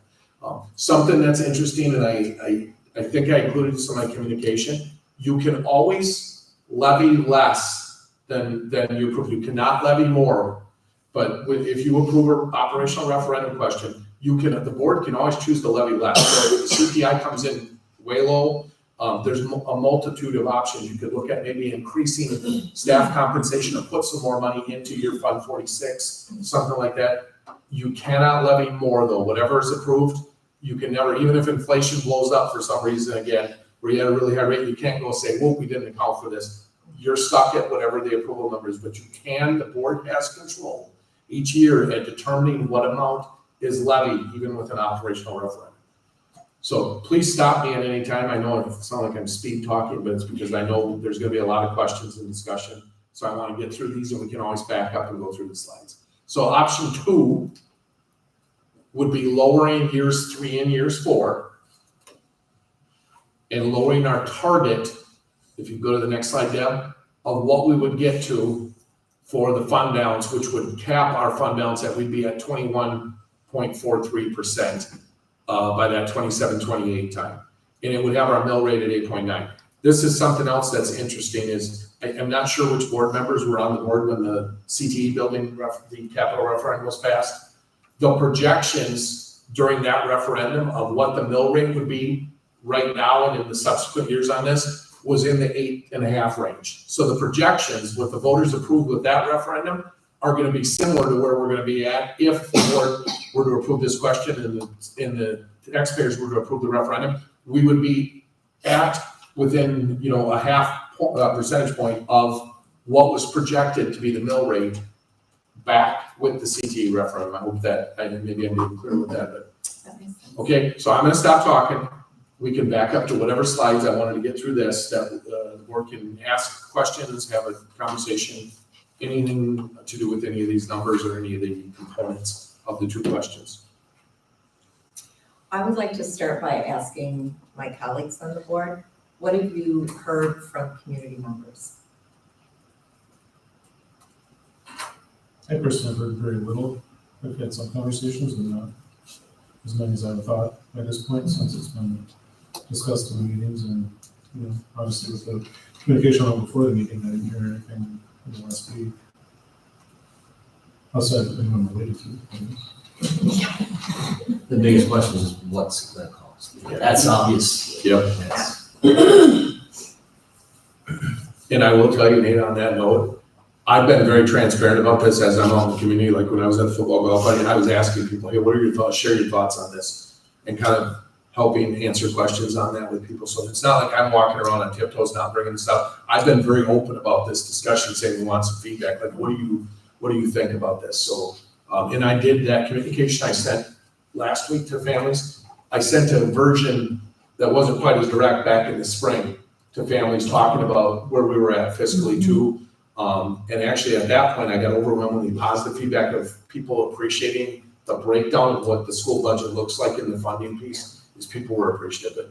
But I would tell you, I think we all know this, we've had this discussion, is we wouldn't be doing this if it wasn't absolutely necessary. Like no one wants to, I would guess most people would say this to me.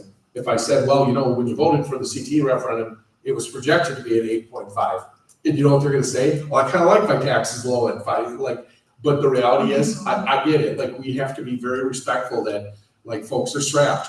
And I'm hoping that, with the case that we showed, we've cut expenses. We've raised less than 1%, that we demonstrate the need. And then the big thing is to show the product that we're putting, like we feel like we're doing a lot of great things here.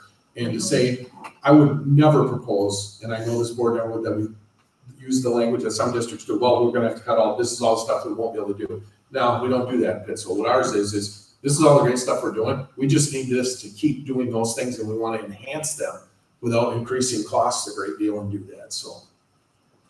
I thought I saw something somewhere about, would it break it down with this mill rate, like the cost for each proposal Yep. at $100,000 per value. Yep. Did I see that somewhere? So That's the easiest way for me to explain this to people.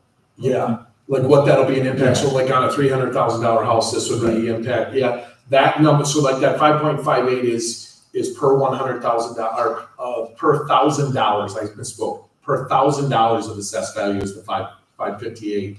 So if you were to multiply that would be $558 per 100,000, and then multiply that times your, so the number you see is per $1,000 of assessed value.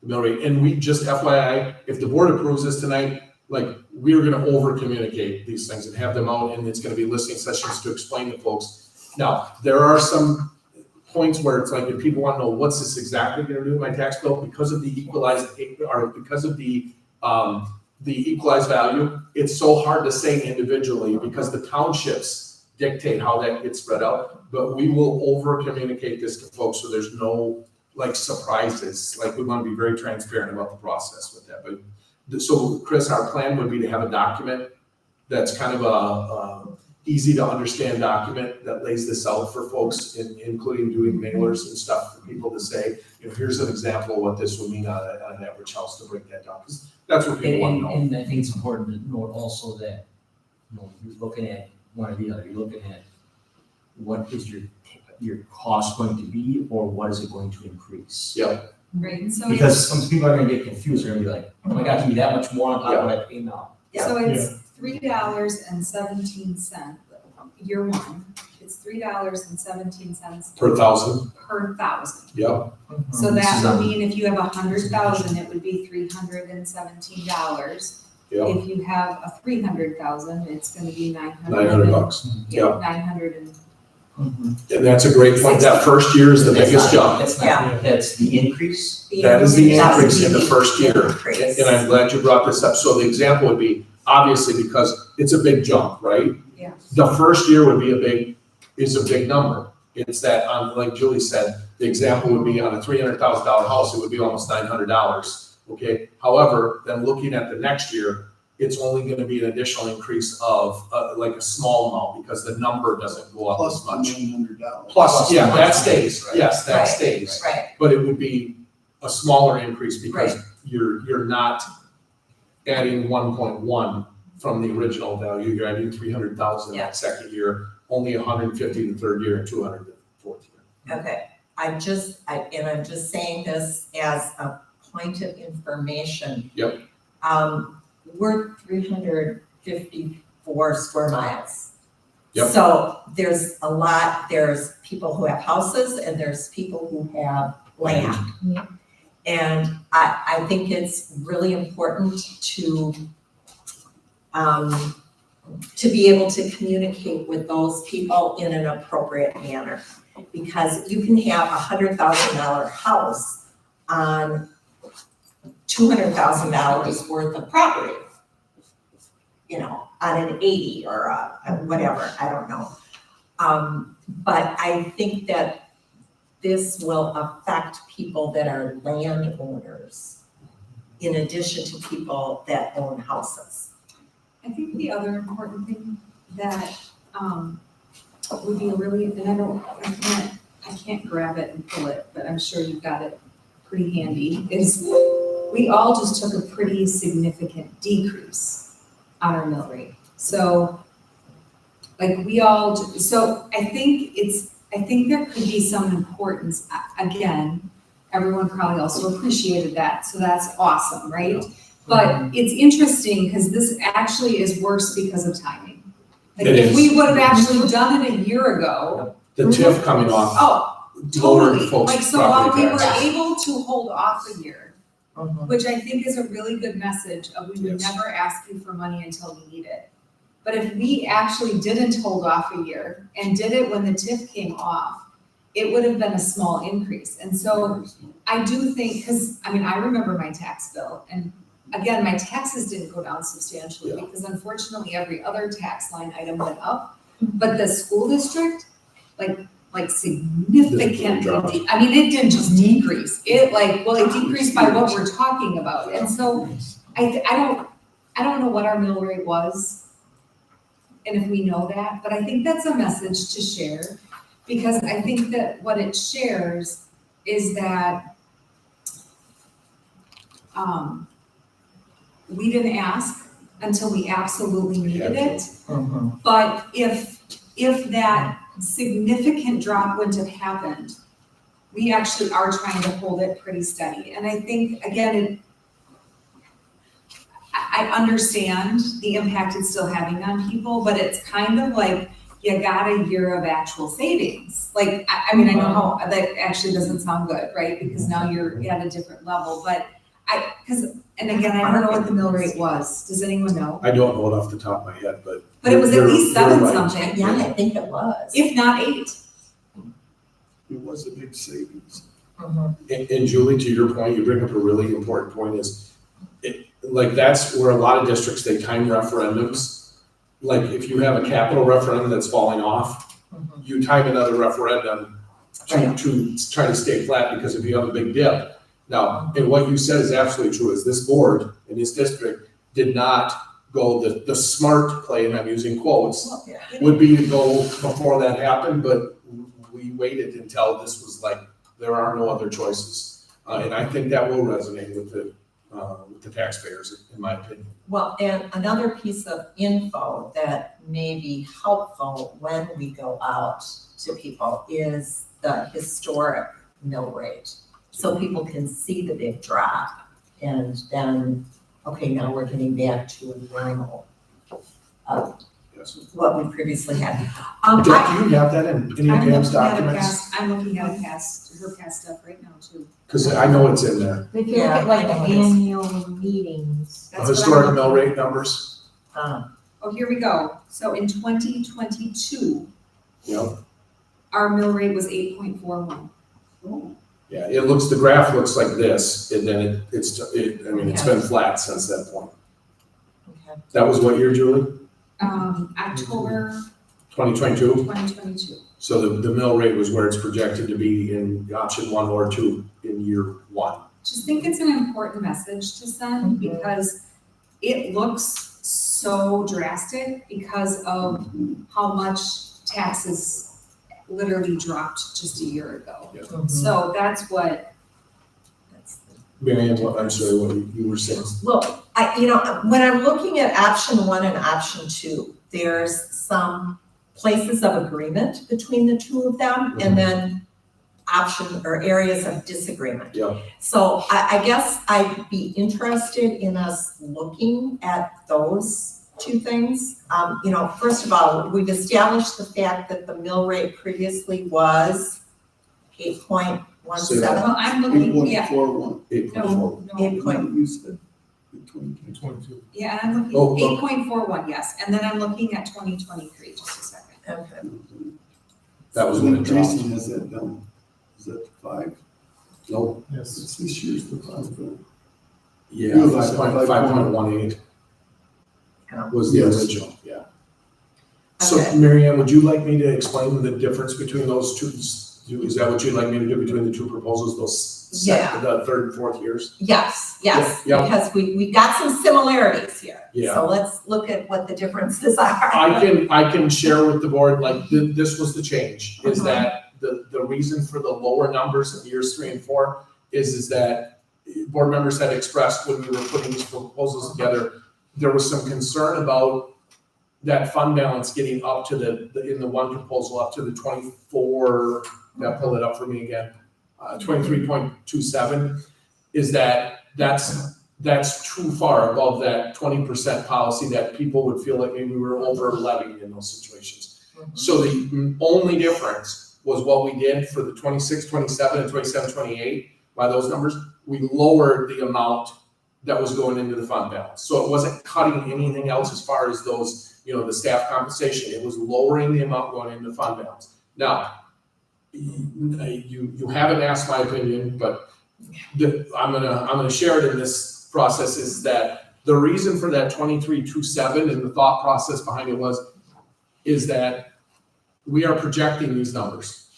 We don't know what the exact CPI is what it's going to be, unknowns. What that did is that got us back to what we were at in 21, 22, where we had the 24.5% fund balance, which, to be frank with you, that's what has allowed us these last 2 years to run deficit budgets and not cut our services by having that.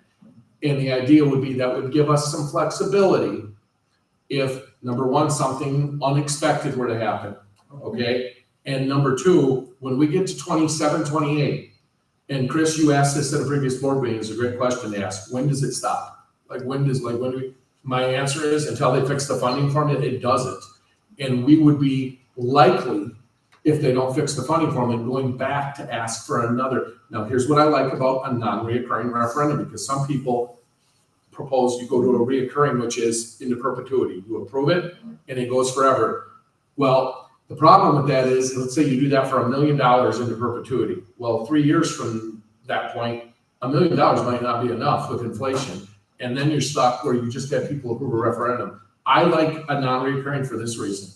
What we are saying effectively to people is, we need this to operate, and we're gonna prove to you over the next 4 years that we're gonna use this money wisely, and we're gonna continue to offer a quality product. And then if things aren't fixed, we're gonna come back, and if you don't feel that we've done our job during those 4 years, then voters have the right to not approve it again. So what this would do is, if that were to happen, okay, it would get us another year of being able to operate the district while we determine what the next steps were, having that little wiggle room within the fund balance. So the only difference between the two proposals was lowering what we were putting back into fund balance in years 3 and 4 and that lowered the mill rate, I believe, from 8.99 to 8.9, I think. Yes. So at 0.9, I believe Pam put, that would be a difference of about 48 cents per $1,000 in savings of assessed value for people. So I hate to say, well, that's not a huge impact, but the reality is when you're talking about big picture, it would be, the difference would be 48 cents per $1,000 of assessed value on a tax bill. So that was the thought process behind trying to get that fund balance back up to where it was before, is to prepare for the unexpected. And I'll just circle back around. The board can choose. So this could work in our favor too, as far as CPI. I'm talking like it comes in higher. It could come in lower, which would then mean we would have a little bit of a surplus with those numbers. The board could then make a decision at that time to either levy less, or maybe the board wants to put some money into Fund 46 for those capital improvement projects to get some things done, replace some of the infrastructure, or into staff compensation. It gives the board the flexibility to have that. And then also on the other side, if something bad happens with inflation or something else, we're then prepared, because the worst thing that could happen is, I will just tell you this, I've talked to many district administrators who have gone to referendum, passed, failed them, is you pass a referendum that doesn't have enough money in it, like in year 2 or year 3, and you're running a deficit, and you have to go back and explain to your taxpayers, you approved a referendum, but we don't have enough money to operate. That would be like an absolute worst case scenario, but there is a balance. We need to balance that. Everybody's tightening their belts at this point right now. We feel like we want to be respectful of that. And I think, Nate, you mentioned in a previous board meeting, like when we talk about the credit rating in the district, like most people would be like, well, what's wrong with an A- or a B, right? But that affects, like when we have to short-term borrow, we have to borrow money, we pay more interest on that. And what would happen is by getting our fund balance back up to over 23%, we would likely go back to our A+ rating as a district at that point with a healthier fund balance. So that's it, Marianne, does that kind of answer that's the main difference between the two proposals, is just simply less money going into fund balance in years 3 and 4. That's it. I think that answers it well. But then the big question ends up being really community perception. And we need to propose something that we feel has the best chance of success. It doesn't seem like a lot of dollars difference, either in the levy amount or in the mill rate. But the public perception is the big elephant in the room that we can't quantify, or that we can only speculate. That's anybody's budget. I can't do my personal budget for 2 years from now until you Yes. to a penny. My feeling is I prefer option 1 for basically everything Jason just said, because if we end up where the fund balance is getting too high, we can control that on the back end by how much we could levy our own money. So we can lower, if we're having all this excess money, that would be a great problem to have, and we can just levy less and then lower the mill rate. Which is a great message to the taxpayers as well, when the board's at that point telling them, like, listen, we're under levying because this changed, and we weren't expecting this, and now we have, lower CPI. I agree, Nate, that flexibility for the board, for the district is what was the reason Pam and my recommendation was option 1 for those reasons. I think the worst thing that happens is that we ask for this and then 4 people want enough stuff.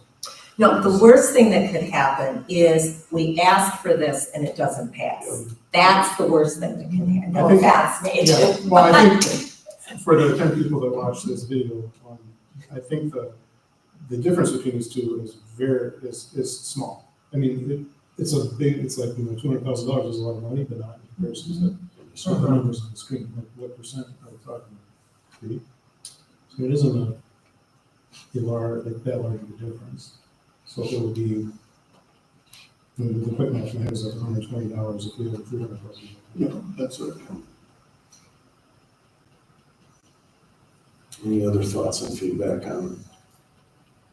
I also like option 1 because I don't want to go to the voters in 28, 29 and say, oh, we need to do this again. I don't want to do this again. But we'll have to. Well, to We will clarify, we will have to. Because We will have if the to. funding stays the same as it is, which it will, Yes, we will have. yes, it will have to. But the 23%, okay, we do it in 4 years. If it doesn't make it, at least we can make another year. And still stay above that board threshold. And our job is, like, I feel, and I'm not saying this because I'm the district, I'm also a taxpayer, right? I feel that the district can make a very good case with all the data that we've had here and showing, like, this is what we've done to try to keep costs down and do this while still offering an exceptional educational environment. I feel like that's our job, is to make that case to the community and that's why I like that non-recurring piece, is that, hey, we're gonna prove it to you. We're not asking you to approve this money into perpetuity. We're asking for this as a need, lay out the needs, and then go from there and state our case. And I feel like the data and the information backs up our case to the community. So, and I'm willing to, I heard a wise man once say that you got 1/3 of your population that's gonna vote for, third of your voters are gonna vote yes, a third are gonna vote no matter what. It's that other part, that other third that you gotta look at in the middle, and you gotta try to state your case, right? And that's the reality, that's the truth of it, is that you need to state your case, while not taking anything for granted. Because I would tell you right now, I talked to some folks, when I've been all around talking to people, that no one would confuse them as being free spenders, right? And those folks are like, all right, I can understand where you're coming from. Now, did they say that they would be like, yes, I'm gonna be on the yes committee? No, but they understood the rationale behind how did we get to this point. So I don't think we take anything for granted. Like, I can assure you that if the board approves the question tonight, we're not taking anything for granted. We're gonna go to the townships, we're gonna send mailers out to the ones that only have 3 voters with this information to them, like sharing all this information. So. Yeah, my experience with this, when you talk to people about this, just because someone would be against it, doesn't mean they're not for the school district. Because this impacts different people in different ways. Yep. If I had an 800-acre farm, it's gonna impact me more than if I rent it. So, Yes. you just have to have empathy for people to talk about. What I mentioned about people, like not very many people watching, I don't know that a lot of people are going to realize the truth between these two. They're just gonna see it as a question. Not that there was, I mean, really, there could be 30 different versions of this, but we're going to decide on one. Yeah. Great. Julie, do you have any comments you'd like to share?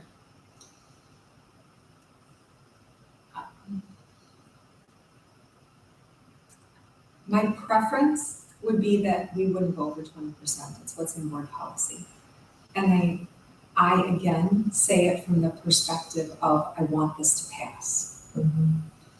And it shows that we're all in a tight situation and we're all giving. So that's my preference, because I really want it to pass. But that's not even one of the 2 options to choose. So. Right. Chris, do you have any thoughts you'd like to share? I got thoughts all over the place. I try to see so many different sides of all this, and I realize this is something that needs to be done. You know, as it pertains to a preference over 1 and 2, I can see the perspectives on both, and I'm not opposed to either one. I guess it just, you know, the conservative party wants to, you know, obviously pick the lower numbers, but I understand the aspect of the option 1 also. As long as, I guess the rest of the board feels that whatever may be a better, more favorable outcome. And we have on that, on the fund balance conversation, just to be like, there are districts locally that run like 34, 35% fund balances. I would tell you, I would be telling this board, I absolutely like agree with you on that. That, when it gets that balance where you say, are we over, like, when is enough, right? So these levels where we're at, I think, you know, my thought process would be, I think it falls within that range of what's reasonable to say, we gotta have some wiggle room, because we don't wanna fall below that 20%. And I think it's reasonable when you break it down into dollars. I know 4% looks like a lot, but when you break it down into the dollar difference, spread out amongst, you know, your, like, the amount that it impacts your tax bill compared to the flexibility it gives you, and not hitting that target of 20%, I think this is within reason. That most people would look and say, that's reasonable to say you want to stay, you know, 3 to 4% above what your target is for those things that are unexpected. But it is not an easy thing to do, because this, you know, this impacts everybody in the district, whether they have children in the district or not, in the schools. Well, my opinion is that I like I like option 2 better because of the fund balance. I understand both sides. I understand both options. I understand the advantages of going with option 1 and having that wiggle room. You know, the concept of the board would not be that would be the maximum, board could levy. That's accurate. Okay, what we're telling the taxpayers then is to trust us. You know, which, and I think there is a fair amount of trust. I'm concerned about the optics of going to a 23% fund balance. But I understand the whole flexibility thing. So it is a bit of a conundrum. And I will definitely, I mean, we need to go to referendum. There's no ifs, ands, or buts about that. But the worst that can happen is it go to referendum and it doesn't pass. And yes, I know we have a great case. We're gonna make a great case to everybody. But, you know, you mentioned, Nate, someone who has an 800-acre farm. Or, you know, other holdings. And there are people like that. In addition to, there are residents and voters who are on fixed incomes. I think it's gonna be real important to show that levy history. I think that's very, very important. And while I prefer option 2, I would not, obviously not vote against option 1.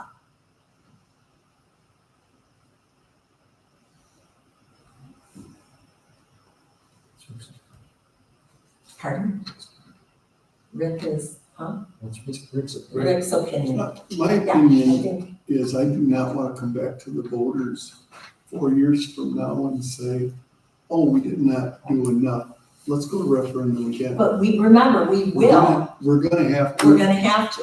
And 4 years from now, if we can get this to pass, do we get it to pass 4 years from now? The problem we're gonna have right now, and it's a totally separate thing, but many voters are going to say, we just approved $7 million for a new building, and now you wanna come back and have us approve something else. Now, it's a total separate case, and it's a case we will have to make, but a lot of people won't see it that way. And I think what Rick was saying too about that, on that same vein, is that if we end up having a bit of deficit in years 3 and years 4, because we were lower, like CPI was higher, that would be the message we wouldn't want going to the voters is, hey, we approved a referendum and you guys are still running a deficit. So that to me would be worse than having 23.7% of your fund balance is for some reason falling below that 20%, where we didn't even meet our target. We're like, hey, we didn't even get back to what our policy indicates we have to. That's my fear. I know, but I think that if we go to the voters and we say we have to hit our targets. Like, we have to be responsible and make sure our budgets, I wouldn't feel comfortable if this is what was, whichever was passed. If we passed this, I wouldn't feel comfortable approving expenditures in a budget that actually didn't actually put us in a worse spot. Then I think some of the projections and things you wanted to do, you just wouldn't be able to do because you have to balance the budget with what that is. Because I think that message would be just very unfair.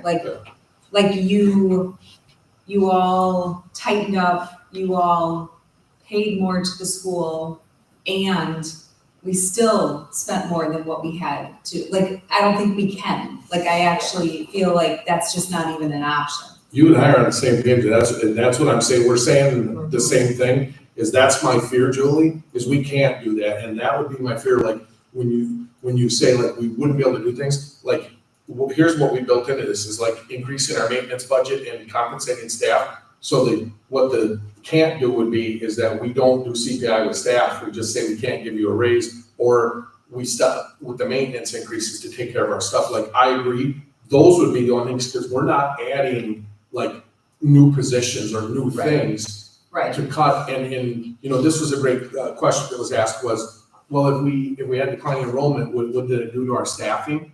Well, our staffing is tight where it's at right now. So an example would be when we have between 42 and 35 kids per grade level at the lower grade levels, right? So even if let's say we dropped 20 students, you would assume averages would say that would spread out across all the grade levels. If you go from 42 to 38, you aren't cutting the teacher. You still have to have two sections. You can't have a section of 38 kids. So like, we don't have the ability to do that. So that's, when I say you and I are saying the same thing, that's why Pam and I would tell you that option one makes us more comfortable, because in that scenario, it's like, we have a little more of that, where those unknowns, where we don't, and we're still able to do those things that we have in our strategic plan, you know, attract and retrain staff, and to, you know, take care of our facilities and stuff. So I agree with you wholeheartedly, and I would never be able to bring a proposal like that to the board to say, we need to spend more. We would have to, Like we we're do dipping something. into fund balance. No, we're not. Yeah. We're gonna have to just Right. That's my balance the fear. budget. That's my Right. fear. Well, and how confident are we, in the year one and year two levy increase? Is year one for the 24-25 school year, which starts like in 3 weeks? Yep. Bingo, is that the number? Yes, honestly, Okay. Mary Ann, that's the That's- easiest year to project. Yes. That first year is the easiest one, because Mhm. we already know what the CPI is gonna be, right? Like, we Right. know, and we know it's the first or second year of biennium budget. We know our dollars.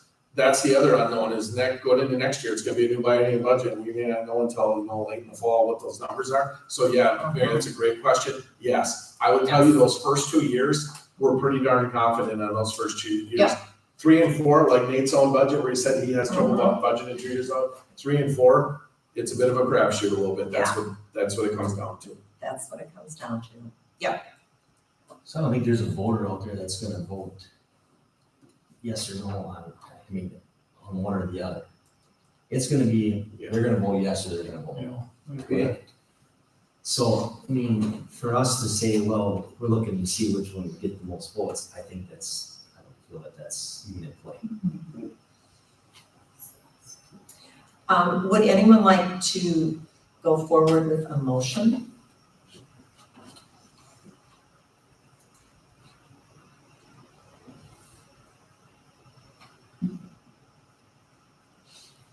I'll make a motion to approve board resolution number 1. Is there a second? And we can have further discussion. I'll second that motion. Okay, thank you. It's been moved and seconded to approve resolution number 1 and ballot question number 1. Is there further discussion?